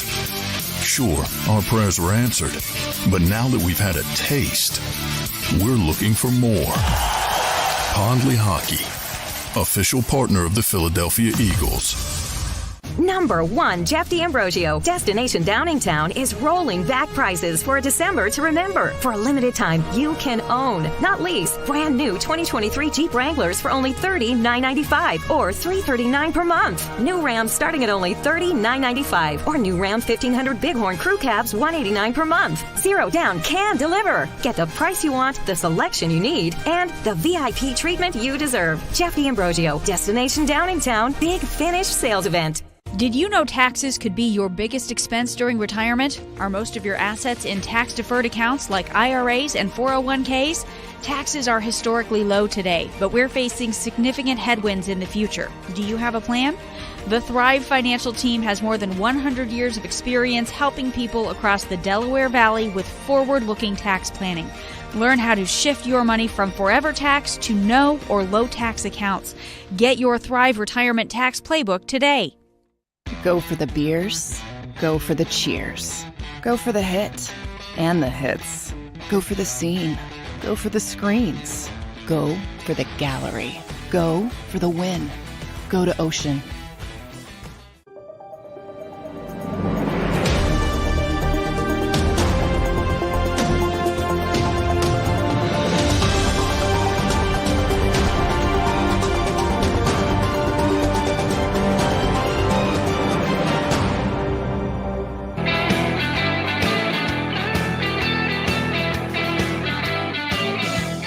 I got to tell you, man, Big Sills National Football Show, please hit the like button. Here's the people that have texted me today from Philly. My dear friend Derek Gunn, Angelo, John Ritchie. How you guys all doing, man? By the way, Randy Cross, bottom of the hour, 3-time Super Bowl champion. We'll ask him if he thinks Jalen Hurts reminds him of Steve Young. He won a couple Super Bowls with him. Did you know that Stephon Diggs has 60 more receptions than the next leading receiver on the Bills? You'd crush Hurts. Yeah, but you see what that wide receiver, that's the number 2 guy's doing? How many yards does he have? Let's take a look at that. Buffalo Bills stats. You see, what happens here is that most people like telling half the story. They don't like telling the full story. See, it's okay because most people like what they like to do. Okay, so Stephon Diggs has 1239. Davis has 38 catches for 700 yards. How many yards does Devontae Smith have? Devontae Smith has 775 yards, and the other guy has 38 catches. Excuse me. Are you trying to say that Devontae Smith is more productive than the guy in Buffalo who's the number 2 guy? That ain't it. Yeah. That ain't it. Dude. Your boy's got 760 more catches and only 75 more yards. You're trying to tell me that you think Devontae Smith is as productive as Davis in Buffalo. Where do you get that from? Why? Because he had more catches? This guy's got 20 yards a catch. That's a bad one there, Fruit Loop.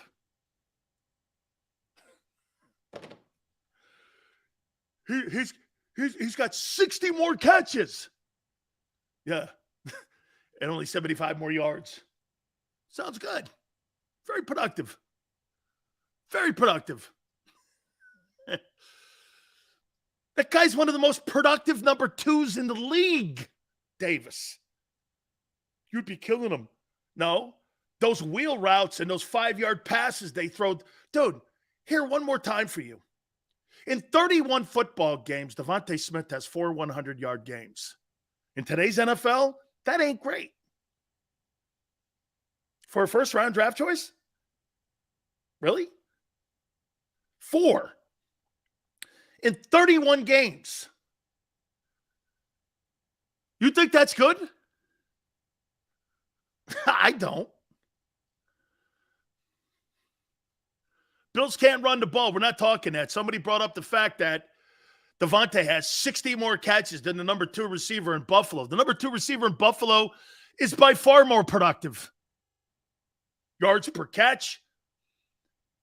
Almost got the same yards. 60 more catches. That guy's got 60 more catches than the number 2 guy in Buffalo and only 75 yards more.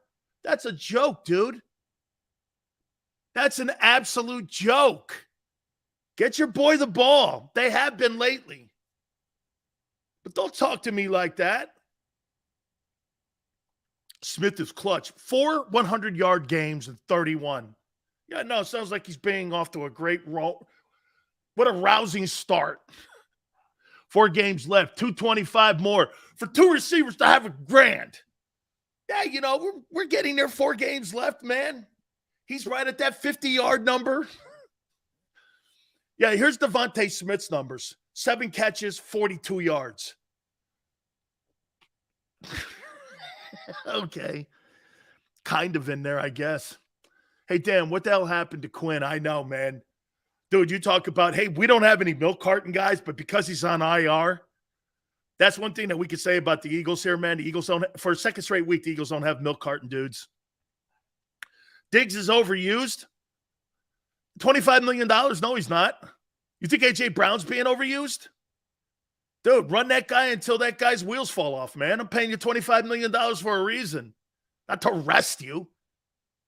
Here, let me put my Ferrari in the garage. Screw that. I'm running that guy until that guy's wheels fall off. Pay a guy $25 million to save him. Hey, you want to see my Aston Martin over here? Look at this Aston Martin. It's wonderful. How many times have you driven it? 2. Forget it. What's the point? Unless you have FU money like Elon Musk and all, I get it, but I don't. Jefferson is better than Diggs. Probably. Okay, probably. I'll tell you what will be impressive. If 2 wideouts get to 1,000 yards. Yeah, it'd be the first time in the Eagle career of the history of the team. Absolutely. We'll see. We'll see what happens. But you know this, if they clinch home field, those guys ain't playing. They'll look like the preseason. And plus, get this. Yeah, that's just exactly what the Eagles want to do, is how he's known for paying incentives. Yeah. Hey, go out there, give him 5 more catches.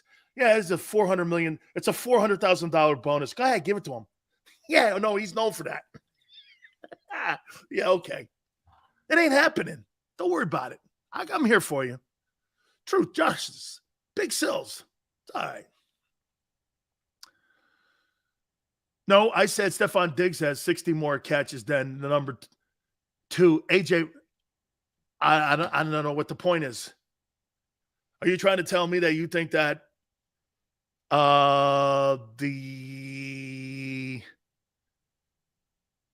you trying to tell me that the Eagles have more of production out of their wideouts than the Bills? Probably so. Allen's a better player. They rely on him more. He's got to run and throw. Probably so. Dude, Jalen Hurts has everything. New wideout. First round draft. Watch this. Let me show you this too. What does Hurts have? So Hurts walks in. He walks into the showroom. Or better yet, let's do this. Sandra, maybe this will work because it's Christmas. Come here. Come here, Jalen. Sit on Santa's lap. Jalen, come over here and sit on Santa's lap. Santa, it's been a great year. Christopher, he's saying that Diggs is literally the entire receiving. He's not. Not true. The guy behind him is 20 yards a catch. That's not true, Christopher. Anyway, Santa. It's been a really great year, Santa. Jalen, I think it has. And I think you've been really good. So, do you need anything? Well, I got one of the best tight ends. I got a really good wide receiving core. I got the best O-line in the NFL. I don't really need anything for Christmas, Santa. You better win. You got the best of everything, kid. You damn right. You better win and be 12-1. He's got the best of everything. Yeah, that'll change when they have to pay his ass, because he won't then. Then they have to start taking things away, less Christmas presents under the tree. But right now, he's got everything. Santa, I don't want anything. But just a lot of wins, and I'd like to have a Super Bowl. Well, Santa can't give you everything. I've pretty much given you everything. You better win, guy. You better win. You have the best of everything. Best O-line combination in the NFC, maybe wide receiving group. Tight ends, top 3. O-line's best. You better effing win. Bro, don't be getting pats on the back when you have everything around you. And no one's penalizing you for that. No one is. Just saying. That's why when I go on the other end, everyone's giving Jonathan Gannon kudos. Jonathan Gannon, every time that guy belly aches and cries for something, Howie goes to the grocery store and gets it for him. Bro, you better be playing like this, because you haven't shown any creativity whatsoever. Well, last week was better. They blitzed more on the Giants. They did. He couldn't stop the run. Howie goes grocery shopping. Last year, he complained about corner play. Howie went grocery shopping. He cried about the linebacker play. Howie went grocery shopping. He didn't have an edge rusher. Howie went grocery shopping. Jesus criminy, guy. You better have a good unit. They gave you everything. I've never seen a football coaching staff and everybody and a coach get everything they want. You better win the Super Bowl. What do you want, pats on the back for the GM? There's no question. Howie has gone out, pushed the chips in, used the owner's money, and get this. Dude, there'll be a lot of hell to pay if they don't close the deal. Like, if you get bounced in the opening round of the playoffs, that window shut.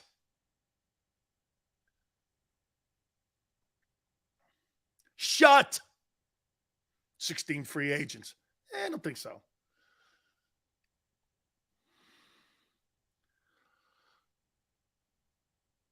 Yeah, Ray, right. Ray, troll. I don't even know what that means. I have no idea what that means. None. I think I have an idea. Bro, I've been doing sports talk for 33 years. The Buccaneers used to go around telling people with Mark Dominic, who's actually on the herd. Mark Dominic, what's he doing on TV? He was 24-57 as GM. They make it sound like he built that Super Bowl team. It was Dungy, Schneider, Jerry Angelo, Rich McKay. Wasn't that dude? And I used to go, and we were the flagship, and I'd go, look, to me, they got a bunch of bookworms running that team. No, we have an A roster. A roster? You were 6-10. Boy, did they hate big sales, but I had monster ratings. I didn't need them. Sills.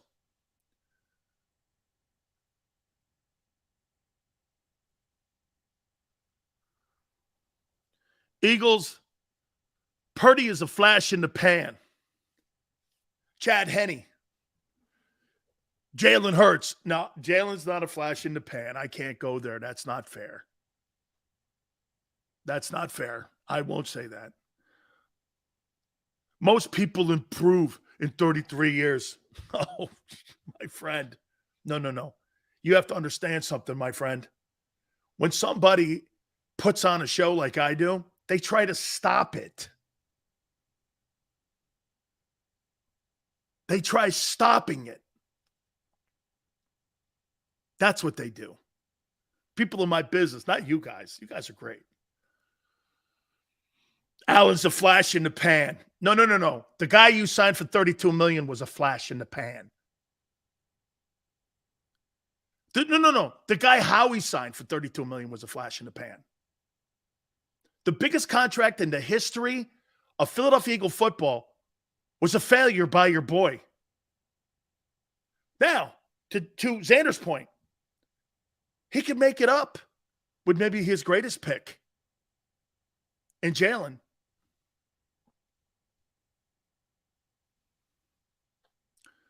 First round picks and a run at the Super Bowl.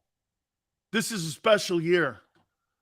So you think because he has 2 1s, he's going to make the right choice, because he always has in the draft. I would gander to think that he should stick to free agency. You know, when Ice Cube says, hey, Dre, stick to producing. Some of you guys in there wouldn't know what I'm talking about. That's okay, man. I watch a different TV show than you. So I would think some of you wouldn't get that. Okay? Hey, Dre, stick to producing. Okay? Some of you won't get that. Some of you may. Oh, man. What's up, Richard? How you doing, man? Happy holidays to you. Hey, Seals, can you tell us about your Hall of Fame career? My broadcasting Hall of Fame career? Spectacular. I'm honored in San Diego every year.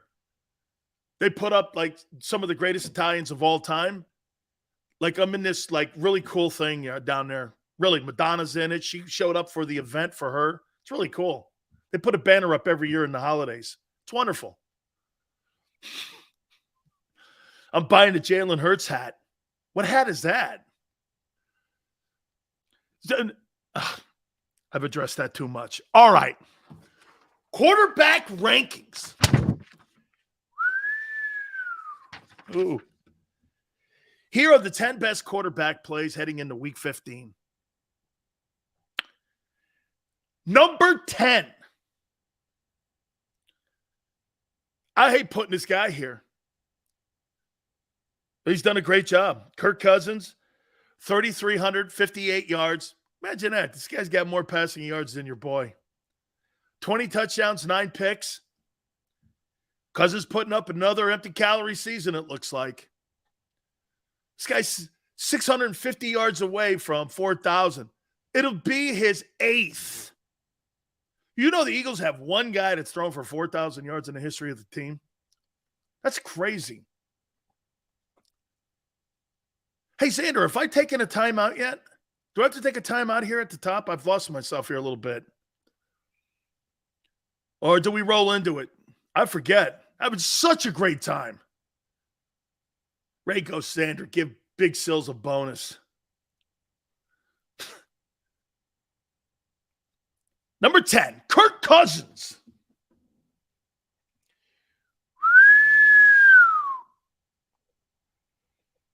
Guess who I got at number 9? Big Sills top 10 quarterback play heading into week 15. Way to go. Way to go. Way to go, Doug Peterson. Trevor Lawrence. This guy's got more passing yards than Jalen, too. 3,202, 20 touchdowns and 6 picks. Not bad. Boy, the numbers are better than I thought, actually. Way to go, kid. He's improved his game. Big Sills, top 10. QBs heading into week 15. Number 8, Geno Smith. Love me some Geno.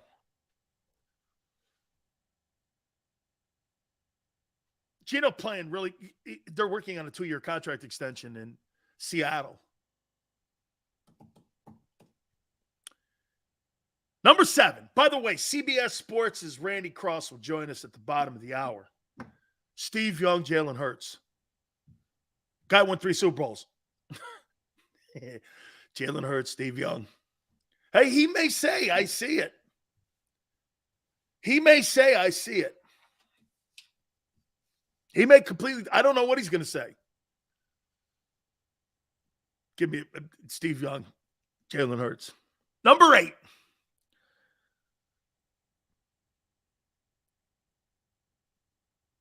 Geno Smith has really done a great job. Number 7. I can't believe I'm going to say this. Jared Goff. Jared Goff has played some great ball. Dude, let me ask you guys this. If you're Detroit, has Jared Goff made you pause on getting a quarterback? Has he made Chris Spielman and Dan Campbell and the rest of those guys up there in the front office, has he made them pause for Jared Goff? I think he's had 3,300 passing yards now, 20 touchdowns. I mean, if you're the Lions, are you drafting a quarterback? I don't think so. I'm not drafting I think Jared Goff has played some pretty good ball. By the way, especially if he makes the playoffs, man, that debate is over. Hey, hard to believe Jared Goff has actually played better this year than Matthew Stafford. Who would have thought that potentially the Lions got the better of the Stafford deal? They got a first-round pick from the Rams. They got rid of a guy who had 1 year left that was in the tank. And Goff's outplayed him. The Lions may have got... Now, you come back and go, Sills, they did win the Super Bowl. You're right. You're right. They did win the Super Bowl. But, man, the Lions, they look... How about this? The Lions look a lot better today on December 13th than what the Rams do. 205 goes, hey, man, Sills. The Rams got what they wanted. You're right. They did. And you're talking about here JM saying, hey, Sills, you know the Lions, man, they're going to squander it. They always do. Sills, you don't know quarterbacks. No, I don't know dual threat dudes. Nissan, Ferrari, Nissan. That's on the used car section. On my new car lot, Burrow, I know. Justin Herbert, Josh Allen, Mahomes. And over here on the used car, we got Lamar and K1 and them other dudes. Number 6. On the Big Sills top 10. Dak is back. There you go, Wick. Dak's playing good. Kind of. Dude, this guy laid an egg against the Houston Texans. I mean, Jalen Hurts didn't look that bad against that Texans team. And outside of running back and good coaching with Lovey, I mean, that Texas team, Jeremy Tunsil and a couple dudes, dude, I don't know. Cowboys should have lost that game. Should have lost that game.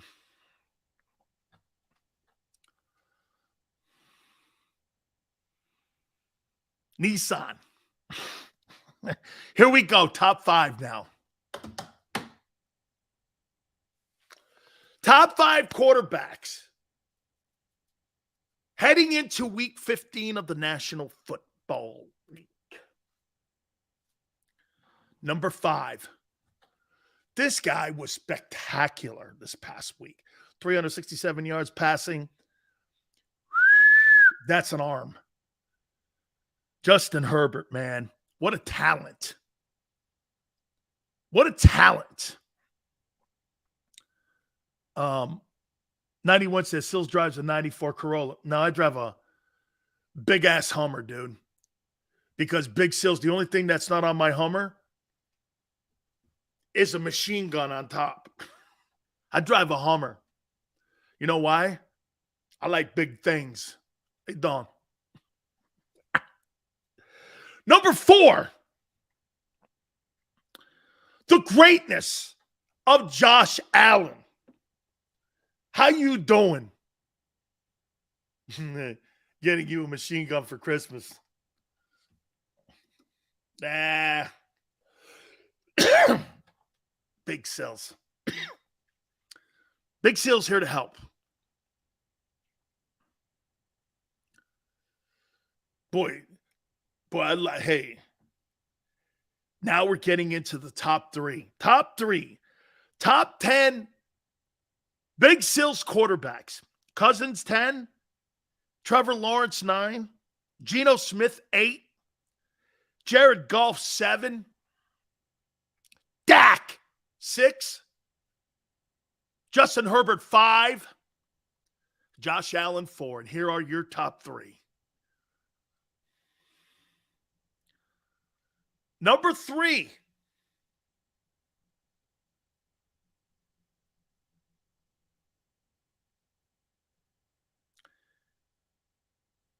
Patrick Mahomes. In my book, these last couple weeks, been beat by other guys, been turnovers. You've got the MVP numbers. And that's going to jade people's opinion. Okay? And I think you came back a little bit.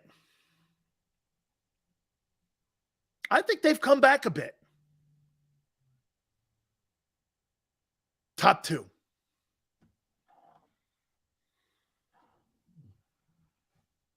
At number 2,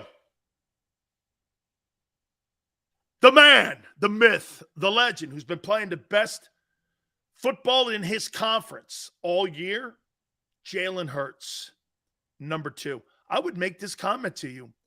And the Big Sills top 10 quarterback rankings each week, I would say since about week 5, I don't think Jalen's been out of the top 2. I don't think he's been out of the top 2. And number 1, Joey B. Joey B. This guy beats Lamar Jackson, Tua, Mahomes, consecutive weeks. That don't mean shit. You beat Dines Jones and Tannehill. And who's that other guy? David Mills. Who was the dude before that? Kenny Pickett. Look at a shitty quarterback. This guy's playing stars. Joey B. Ray goes, Joey who? Yeah, the guy that's the AFC champion. Reigning. Took the Bengals. Hey, you know what's crazy about Joe Burrow? It's not like he took the Chargers or the Chiefs or the Patriots to the Super Bowl. He took the Bengals to the Bengals.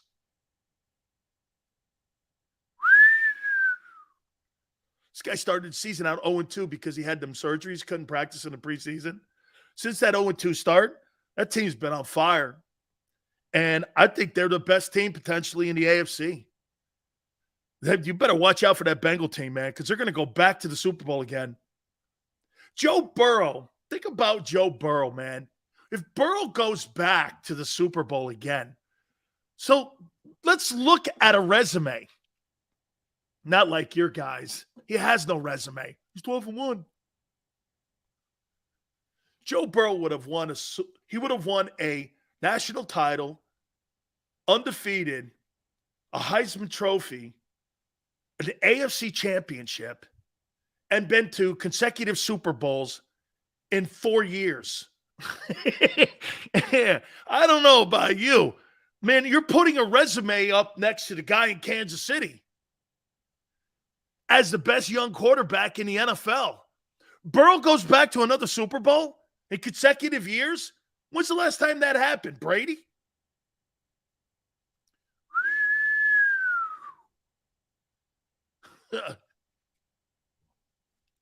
Jalen should have won that year.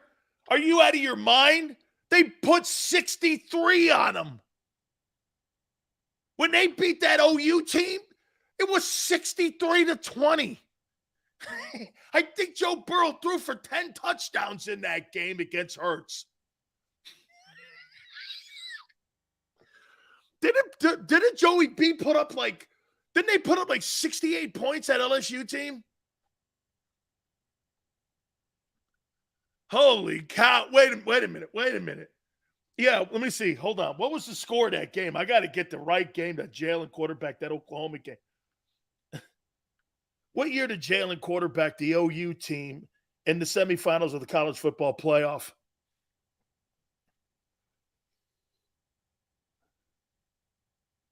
Okay, so what was that, 19? What was the score of the LSU OU semifinal game, college football playoff? 63-28. Burrow threw 7 touchdowns. Hold on. That can't be right. Joe Burrow threw for 7 touchdowns. Jamar Chase, holy shit, he's throwing to Jamar Chase too. How insane is that? He had 7 touchdowns. How many yards did he throw for?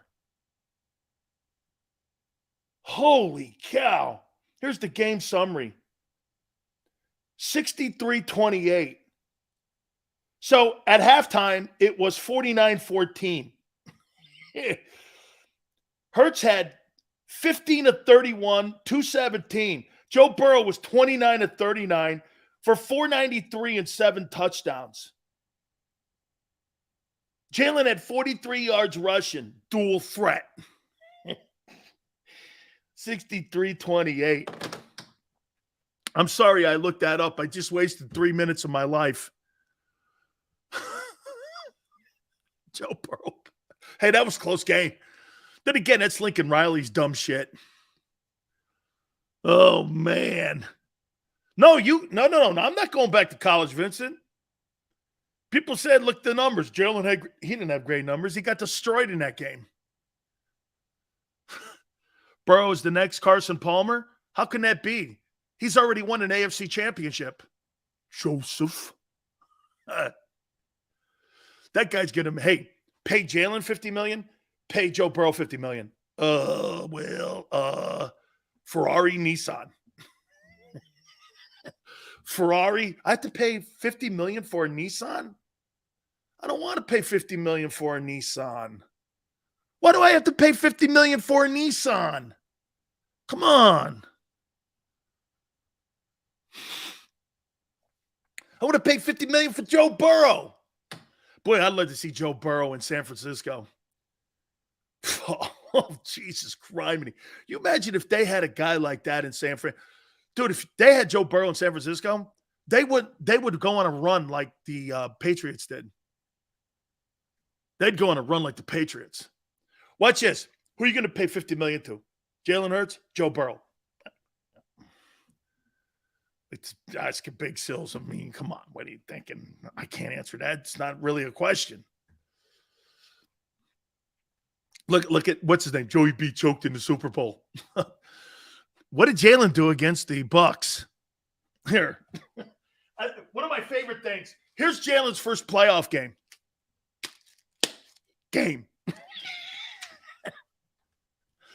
Joey B wins 4. Hey, Jalen, how'd your playoff game go? Well, it was this close. Game.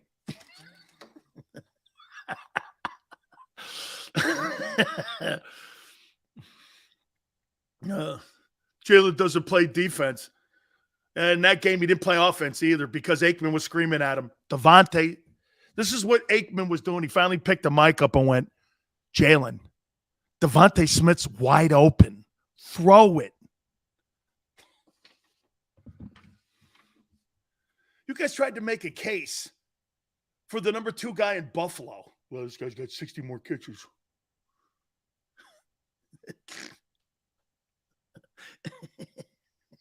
The guy's averaging 20 yards a catch. Joey B's a great quarterback. Only issue with him is he throws a lot of INTs.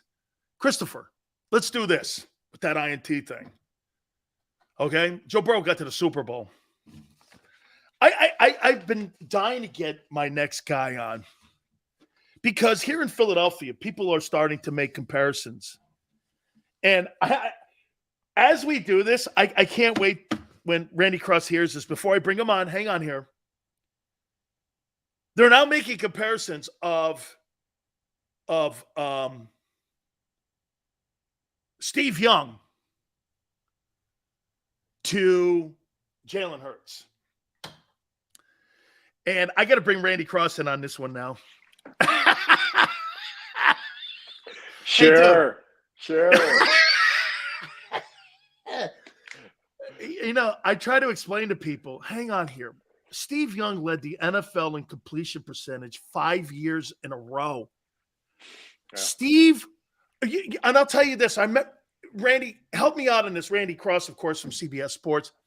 The year Joe got hurt, Steve came in, won the MVP.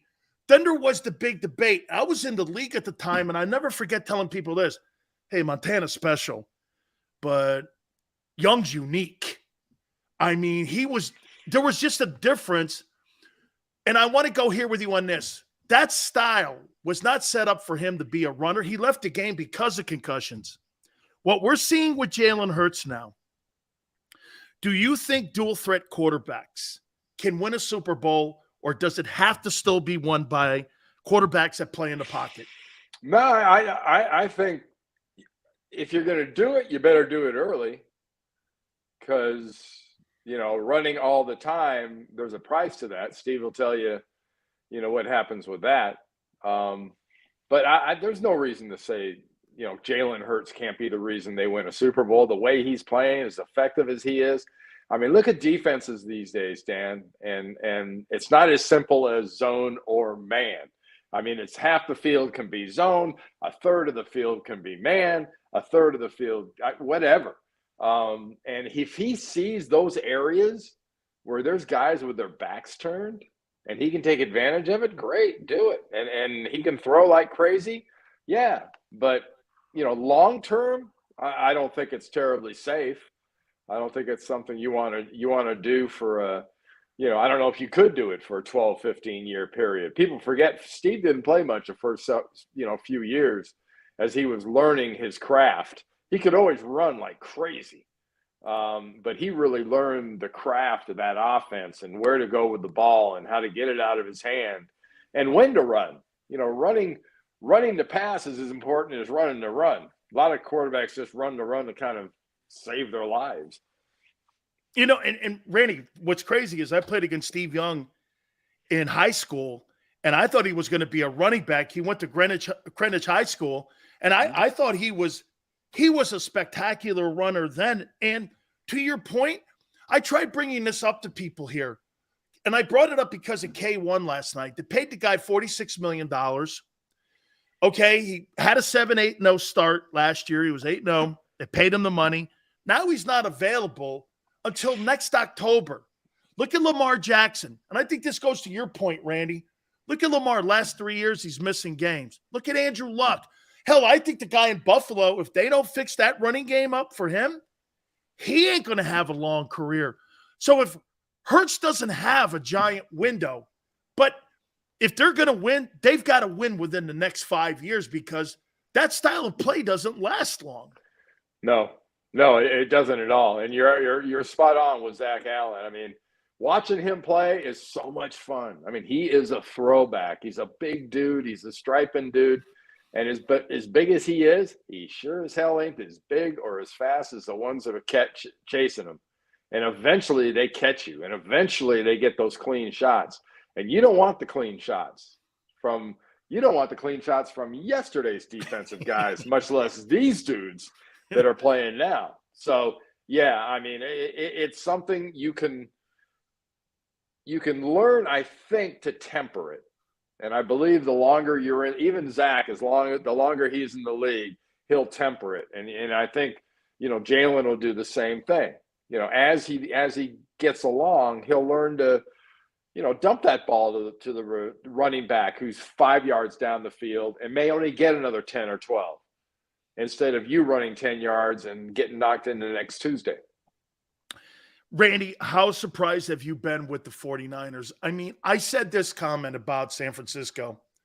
I think the Eagles have played the best football of any team in the league all year. They've showed up 13 weeks for a fist fight.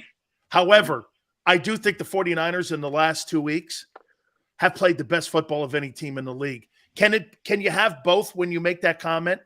Oh, yeah. Yeah, I mean, who's the best team in the league? Well, it's pretty easy right now. Look at the records. The best team in the league is the Eagles. Who's the one team in the league you want no part of right now? That's San Francisco. And there's no doubt about that. They played a great game. What they're getting out of Brock Purdy is storybook stuff.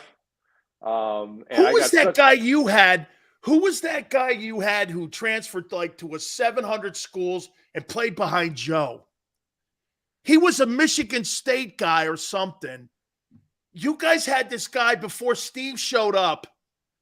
Man, I can't remember who the guy you had back there. Not Bob Galliano. Not Galliano. The guy, there was this other guy that you guys would have some of these guys that just popped in there, and every time Joe got hurt, then you guys made the trade with the Bucks to get Young. But there was a guy who made a shitload of transfers and showed up in San Francisco, and that guy won. I don't know if I've ever seen anything like this in San Francisco with this kid Purdy. No, and early on, it really killed me with so many, it's the same people that live and die by metrics, where you also have to live and die by opening your big yap and saying something stupid. And they were talking about, and I won't attribute it to the actual person, but I will quote them off name. Oh, well, there's a reason this guy was Mr. Irrelevant. Well, okay, you want to explain to me why Brock Purdy was Mr. Irrelevant and he can do what he's done over the last couple games? Please enlighten me on that. And could you tell me why Tom Brady was drafted so late? Poor evaluation. I mean, it's simple. They're stupid. They're not as smart as they think. It's a very, very inexact science. You want to say, I make, all these front office guys make all this money. Great. But they don't know. They're guessing. And when they guess at 500, you're throwing parades. So you're going to miss on a lot of guys. And I think it's great to see what Brock Purdy's doing, but there's no way to figure into player evaluation just the motivation of getting a shot, the motivation of what can I do with this opportunity. And some guys react well. Some guys tighten up. I mean, they absolutely freeze up. But, this kid's not freezing up on nothing. He's something. He really has been something. Will it last? Who knows if it will last. But it's just the latest thing for the Niner fans to dump on Jimmy G. I love Jimmy G, man. I'll tell you what, by the way, that guy's name was Bono. Steve Bono? Yeah, Steve Bono, man. He came and played some really great games for you guys when Joe went down. He's a hell of a venture capital investment banker now in the Bay Area, too, doing a great job. What a shocker, man. I mean, dude, here's my thing on Garoppolo. So Jimmy G is 45, 19, and 0. He's been to 2 of the last 3 NFC championship games. He's 4-2 in the postseason. And I'm like this. I'm not sure what metric you guys look at, but I would gander to say that you could make the argument that this guy in 60, he's got 3 more wins than Montana and Young in 60 games as a starting quarterback in San Francisco. I could make the argument he's in the top 3 quarterbacks. If you want to go Brody and them guys, sure, okay, YA, throw them in there. But this guy's done it. Why is there such a split camp on him, on Garoppolo? I don't know. I mean, I think part of it was the big trade. They made the big trade, invested all that in Trey Lance. So immediately people you're begging for people to take sides. And that's something. And people have more access to, I guess you'd say film, but games. and they see a lot of games, and they tape a lot of games, and they run stuff back on their TVs. And when they see guys wide open on their TVs, they can't for the life of them figure out why the quarterback doesn't see the same thing. And I mean, you can pick a quarterback. They all don't see wide open receivers. Let me go here. I'm going to circle back to Jalen here. One thing because you guys had DeBerg, and I played with Steve in Tampa, and I always thought Steve DeBerg was a hell of a teammate. I really liked him. He was a fun guy to be around. Oh, Ice could spin it. He could throw. He just got bad luck, I think, with Elway and Denver and Vinny and Joe and all that. Really, man, he just ran into a ton of bad luck. Still played 17 years. But for you, Randy, when Montana comes in and you see what that guy does, because they had an experience with Wentz before. I think Carson was good with half the locker room, and he wasn't with the other half. There's these guys that walk in there like Brady and Montana. I've never heard anybody ever say a negative word about Joe Montana, either at Notre Dame or in San Francisco. Is that the key to motivating and going out and playing, and why teammates gravitate to guys like Purdy and some of these guys? And you see that immediately? I mean, did you see it immediately with Joe? You didn't take long watching him on the field. Yeah, I mean, you'd seen him on TV. You'd seen him, in that Cotton Bowl do what he did. And you go, chicken soup game. We could use some of that here. And players, you see guys make plays, and it doesn't take long. You see it in practice. You see it in preseason. You see it in games. And when they keep doing it, you believe. And when they do it a lot, you really believe. I mean, you buy all the way in, and that's just kind of the way it is. And I think it's no matter what the system is, and no matter what the decade is, or what whether you're running the air raid or the West Coast, or you're doing 3 yards in a cloud of dust, you got a quarterback that can make plays, you got an edge. You cover college football for CBS, and I'd be remiss if I didn't bring it up. You mentioned air raid there.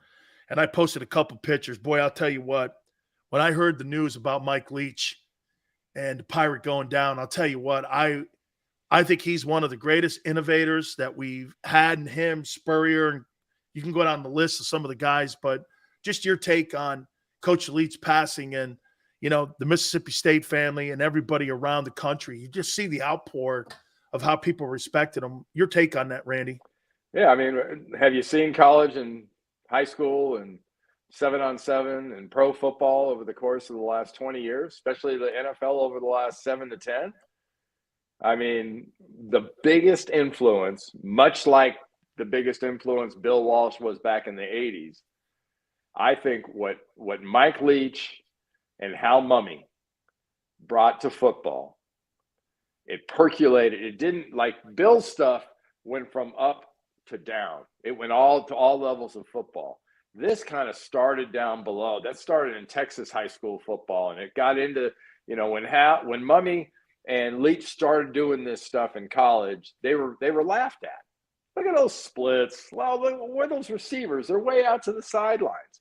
Well, look at games now on every level. That's what people are doing, and that's the influence that Mike Leach has had. To his own detriment at times, he had a tendency of speaking his mind, and he had a tendency of making fun of himself and everything else whenever he got a chance. And he never took anything real seriously besides football and family. And, it's a legacy Randy, that he can be proud of. I would say, Randy, like you mentioned some of the names, but I would say the biggest influences on throwing the football, Zampese, Walsh, Coryell, those guys, you see it in the game today so much more, because the first thing you're trying to do is spread it out. I tell people that your offense, I mean, when we played against you guys, dude, the first thing that those scripted 20 plays that nobody did it. Here's the Niners, 7 points, 3 points, 7 points, always in the opening drive. You're always down because you guys had practiced that. The first 10 plays, I would imagine you practiced that in practice every single day. And then you guys knew what the first 10 plays were, because It was, and when you watch the league today, I see the influence of Bill Walsh all over the place. Yeah. And that's just sort of the reality. That tells you how far ahead he was in a lot of these really top, organizations. The way they run their organizations, the way they play football, is a reflection of what Bill did back then.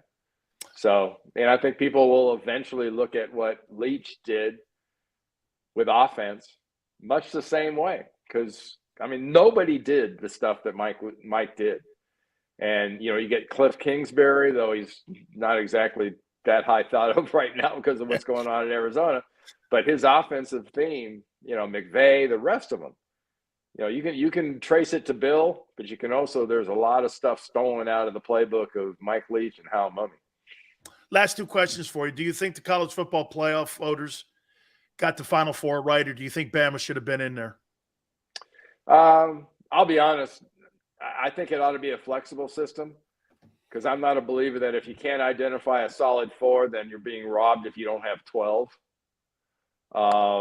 So, yeah, that's how I would have had Alabama in there playing Georgia, and I would have had Michigan and Ohio State playing again.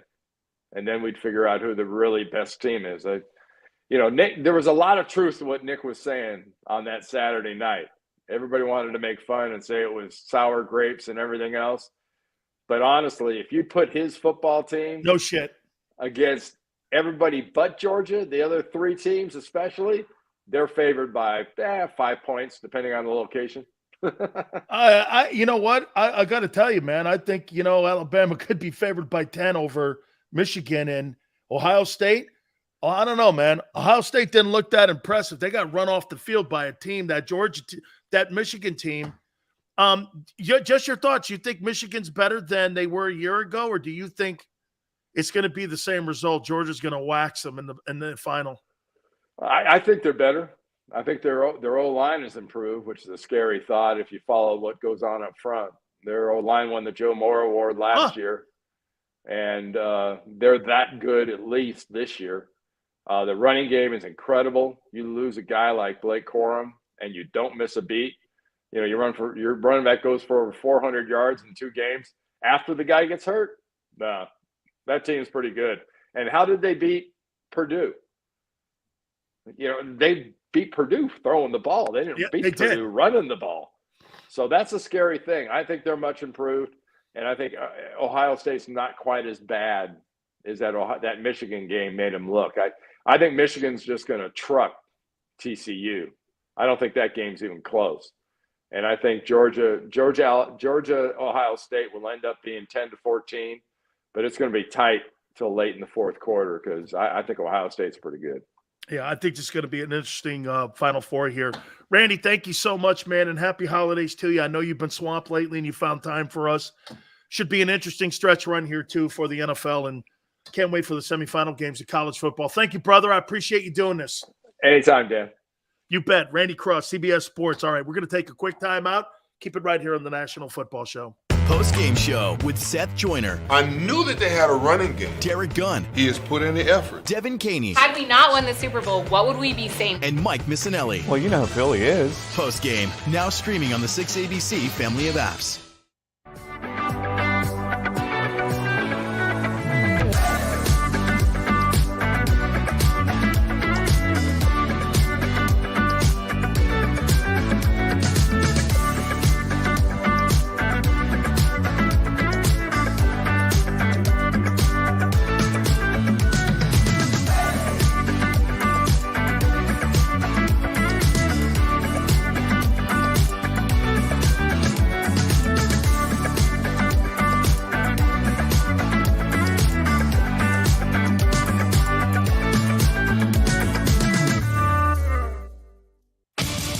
The greatest fans on earth.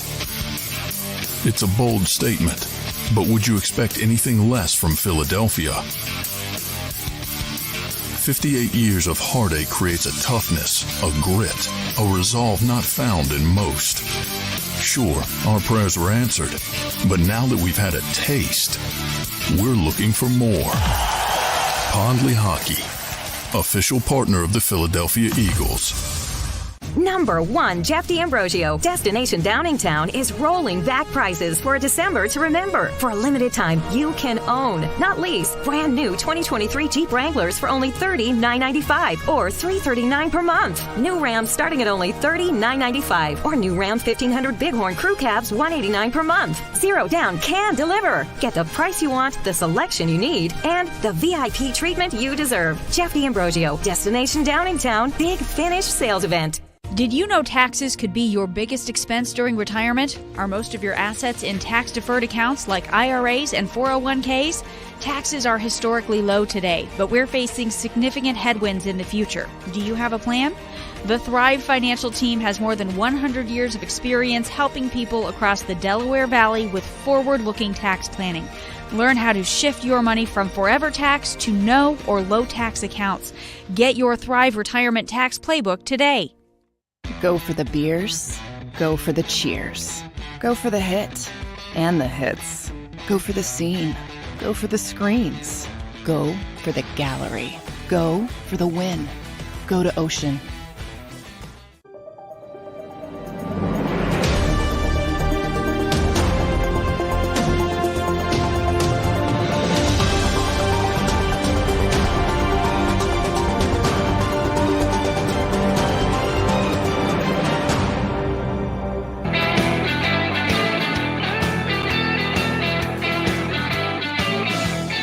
Does Jalen Hurts have a 10-year career? Nope. Ow. Better get it done early. Better get it done early. Probably 3 years. Probably 3 years. Yeah. Be all right. I'm wondering, ask yourself this question. Do you think in Dallas that $45 million deal for Dak is panning out? Nope. Now you got a dual threat. Who's out a year? Well, probably till October. Dual threat.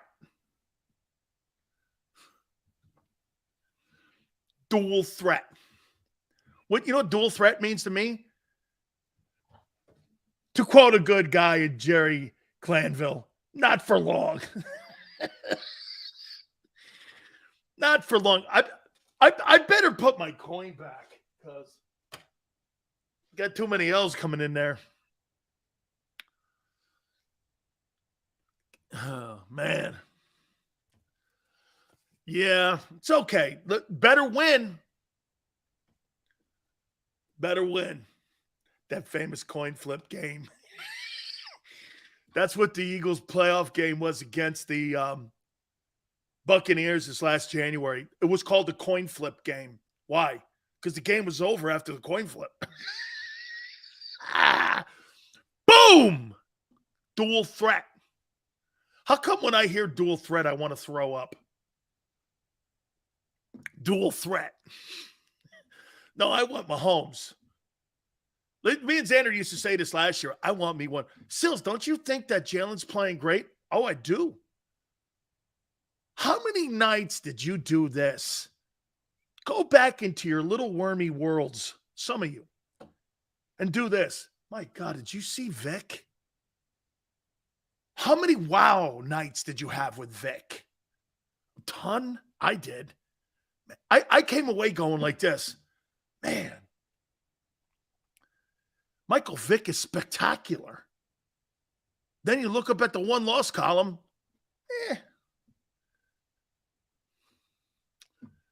Hurts ain't better than Vick, but he'll win more.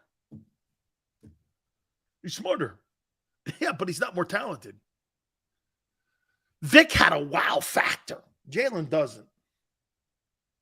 Yeah, but still, Jalen's playing well. I get it. He is. He's better than well. But how many years did Vic put up these special years? Or even Cam? Cam at least got to a Super Bowl. And you got 13 games. Well, not so much. No, I don't think that. I think you have to go from the 2-5 start. And I think Jalen's won a lot of ball games in the last year and some. He has. I wouldn't say games that mattered. But he's putting a resume together. So it's cool. It's early. It's early. You could make the same argument for Josh Allen. Agreed. He is beating Mahomes, though. And he is beating the other elite teams in the league with the elite quarterbacks.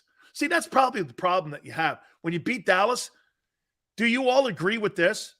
Nobody's giving the Eagles credit for beating Dallas because you know why? The team was incomplete. That sucks. Because I don't care about that. That's not the Eagles' problem. That Dak wasn't there. That's not their problem. I've always said this, like, hey, if you're not there to compete against the guy, like people always used to say this about Roger Federer. Well, Nadal's hurt. Well, that ain't on Federer. That's on Nadal. He's not ready to play. That's not on Roger Federer. Dude, that's on you. It had nothing to do with me. Well, you beat a lesser opponent. No, you didn't show up. That's why I say about the Eagles in their 13 games and their 12-1 record. They showed up to a fist fight every single week. And that has to count for a team like the Niners playing better ball than them over the last 2 weeks. And it does to me. I'll give you more credit for what the Eagles have done and what the Niners are doing in recent. The Niners may be playing a little better ball than you, but the Eagles are still a better team because they've done it every week and they don't have lapses. The Niners do. Now, is that because of injury? Once again, that's got nothing to do with Philly. Bro, you got to show up. Eagles have problems too. Goddard's out. Dickerson's been banged up. Kelsey's been in and out. Mulata's got a hurt shoulder. Blankenship. Gardner Johnson. Come on, man. Darius Slay's had numerous bang-ups this year. I mean, every team's got their issue. Okay? Hurts is better than Vic. Oh, man. But Jalen Hurts is better than Michael Vick. Really. Wow. Dude, hey, tape weight. Don't go out into a bar and tell anybody that. You might get your ass kicked. Purdy boy throws 2-3 interceptions. Comes back to earth. Purdy, baby. Boy, that guy in San Francisco, that Purdy guy, man, does he look good. That guy in San Francisco, Purdy. Tape weight, I'm kidding. Vic, a Hall of Famer, slap your... Hey, Michael Vick's a great football player. He ain't a Hall of Famer, though, unfortunately. Dude, I know, man. That kid, Purdy, can play. He's fearless. Is he going to put a Nick Foles kind of run together? Purdy Bird. Cooper Purdy. That's funny, JM. Cooper Purdy. Well, what's stiff for you playing? Oh, that's right. Everybody on JAKIB likes Justin Fields. Hey, by the way, let me figure this out. I know all these guys like him. Xander likes him too. He likes Justin Fields. Oh, by the way, Tom Thayer tomorrow. He's part of the broadcast team for the Bears and was on that 85 team that won the Super Bowl. What's the Chicago Bears record in 2022? Oh, gee, they're 3-10. Solid. Dan Sileo. This guy runs a 4.3. I don't care. He runs a 4.3, Sills. And what's that got to do with shit? Oh, that's right. Dual threat. I guess it does matter when you're dual threat. So I get to watch a Big 8 game? Hey, Xander, we get a Big 12 game on Sunday. Get to watch the triple option. Yeah, I get to watch the triple option Sunday. I get to watch Big 12 football. What do you mean, Sills? Dual threat quarterbacks battling it out. Be as entertaining as ever. Dual threat. Conference USA. Right. Hey. 85 be like watching a MAC game. Who are you watching? Toledo. Who are they playing? I don't know. Miami of Ohio. I'm watching Toledo, Miami of Ohio on Sunday. Hey, 85, right? Dual threat quarterbacks, Toledo, Miami of Ohio. No, what do you mean? Oh, it could be Youngstown State if you want to throw that in there. They're pretty good. That's where Tressel coached before he went to Ohio State. You want to go there? That's good. Yeah. Hey, Jersey. We got a bowl game on Sunday. What do you mean? Yeah, Philly versus Chicago. What? Yeah, it's called the Dual Threat Bowl. What do you win? Cheese nips. It's called the Cheese Nip game. Toledo Bowling Green. Yeah, the Falcons. The Falcons versus the Eagles. Sunday. Catch it. You'll love it. It's a dual threat game. Wow. Be a lot of RP. Hey, what's the over-under? Bears and Eagles in running the ball. What's it? 50 carries. What do you think the over-under is? 50? You think there's more than 50 carries between two teams? You think there's more than 50 carries?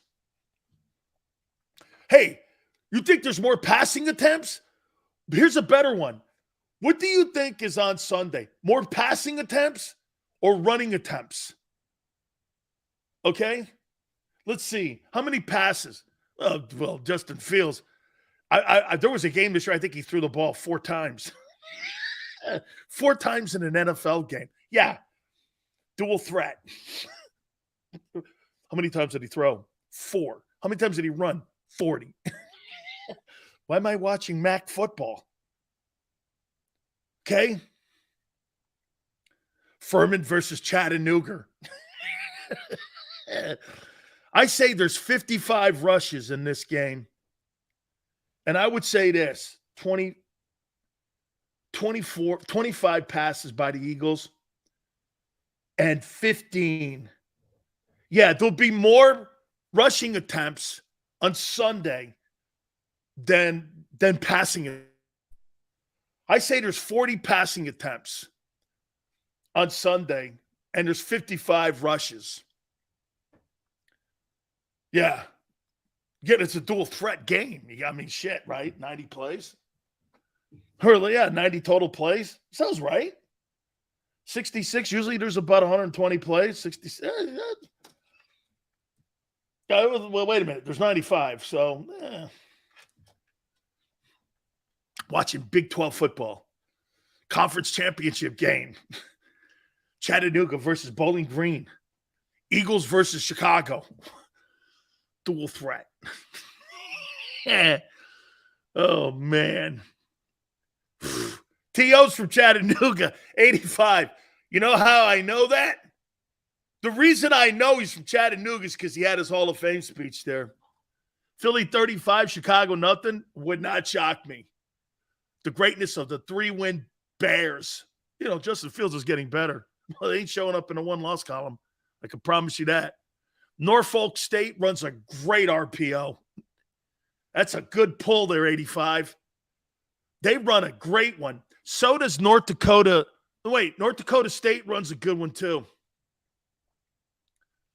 Oh, man, be an entertaining ball game. 55 running attempts. Can't wait. 38-23? Seriously? Really? No. Bears ain't scoring on that Eagle defense. I'll bury the lead now for Friday's show. That ain't happening. That Bears team put up 23 points against the Eagles. Not happening. There's another football team like the Giants. You'll be lucky to get 14 points out of that Bears offense.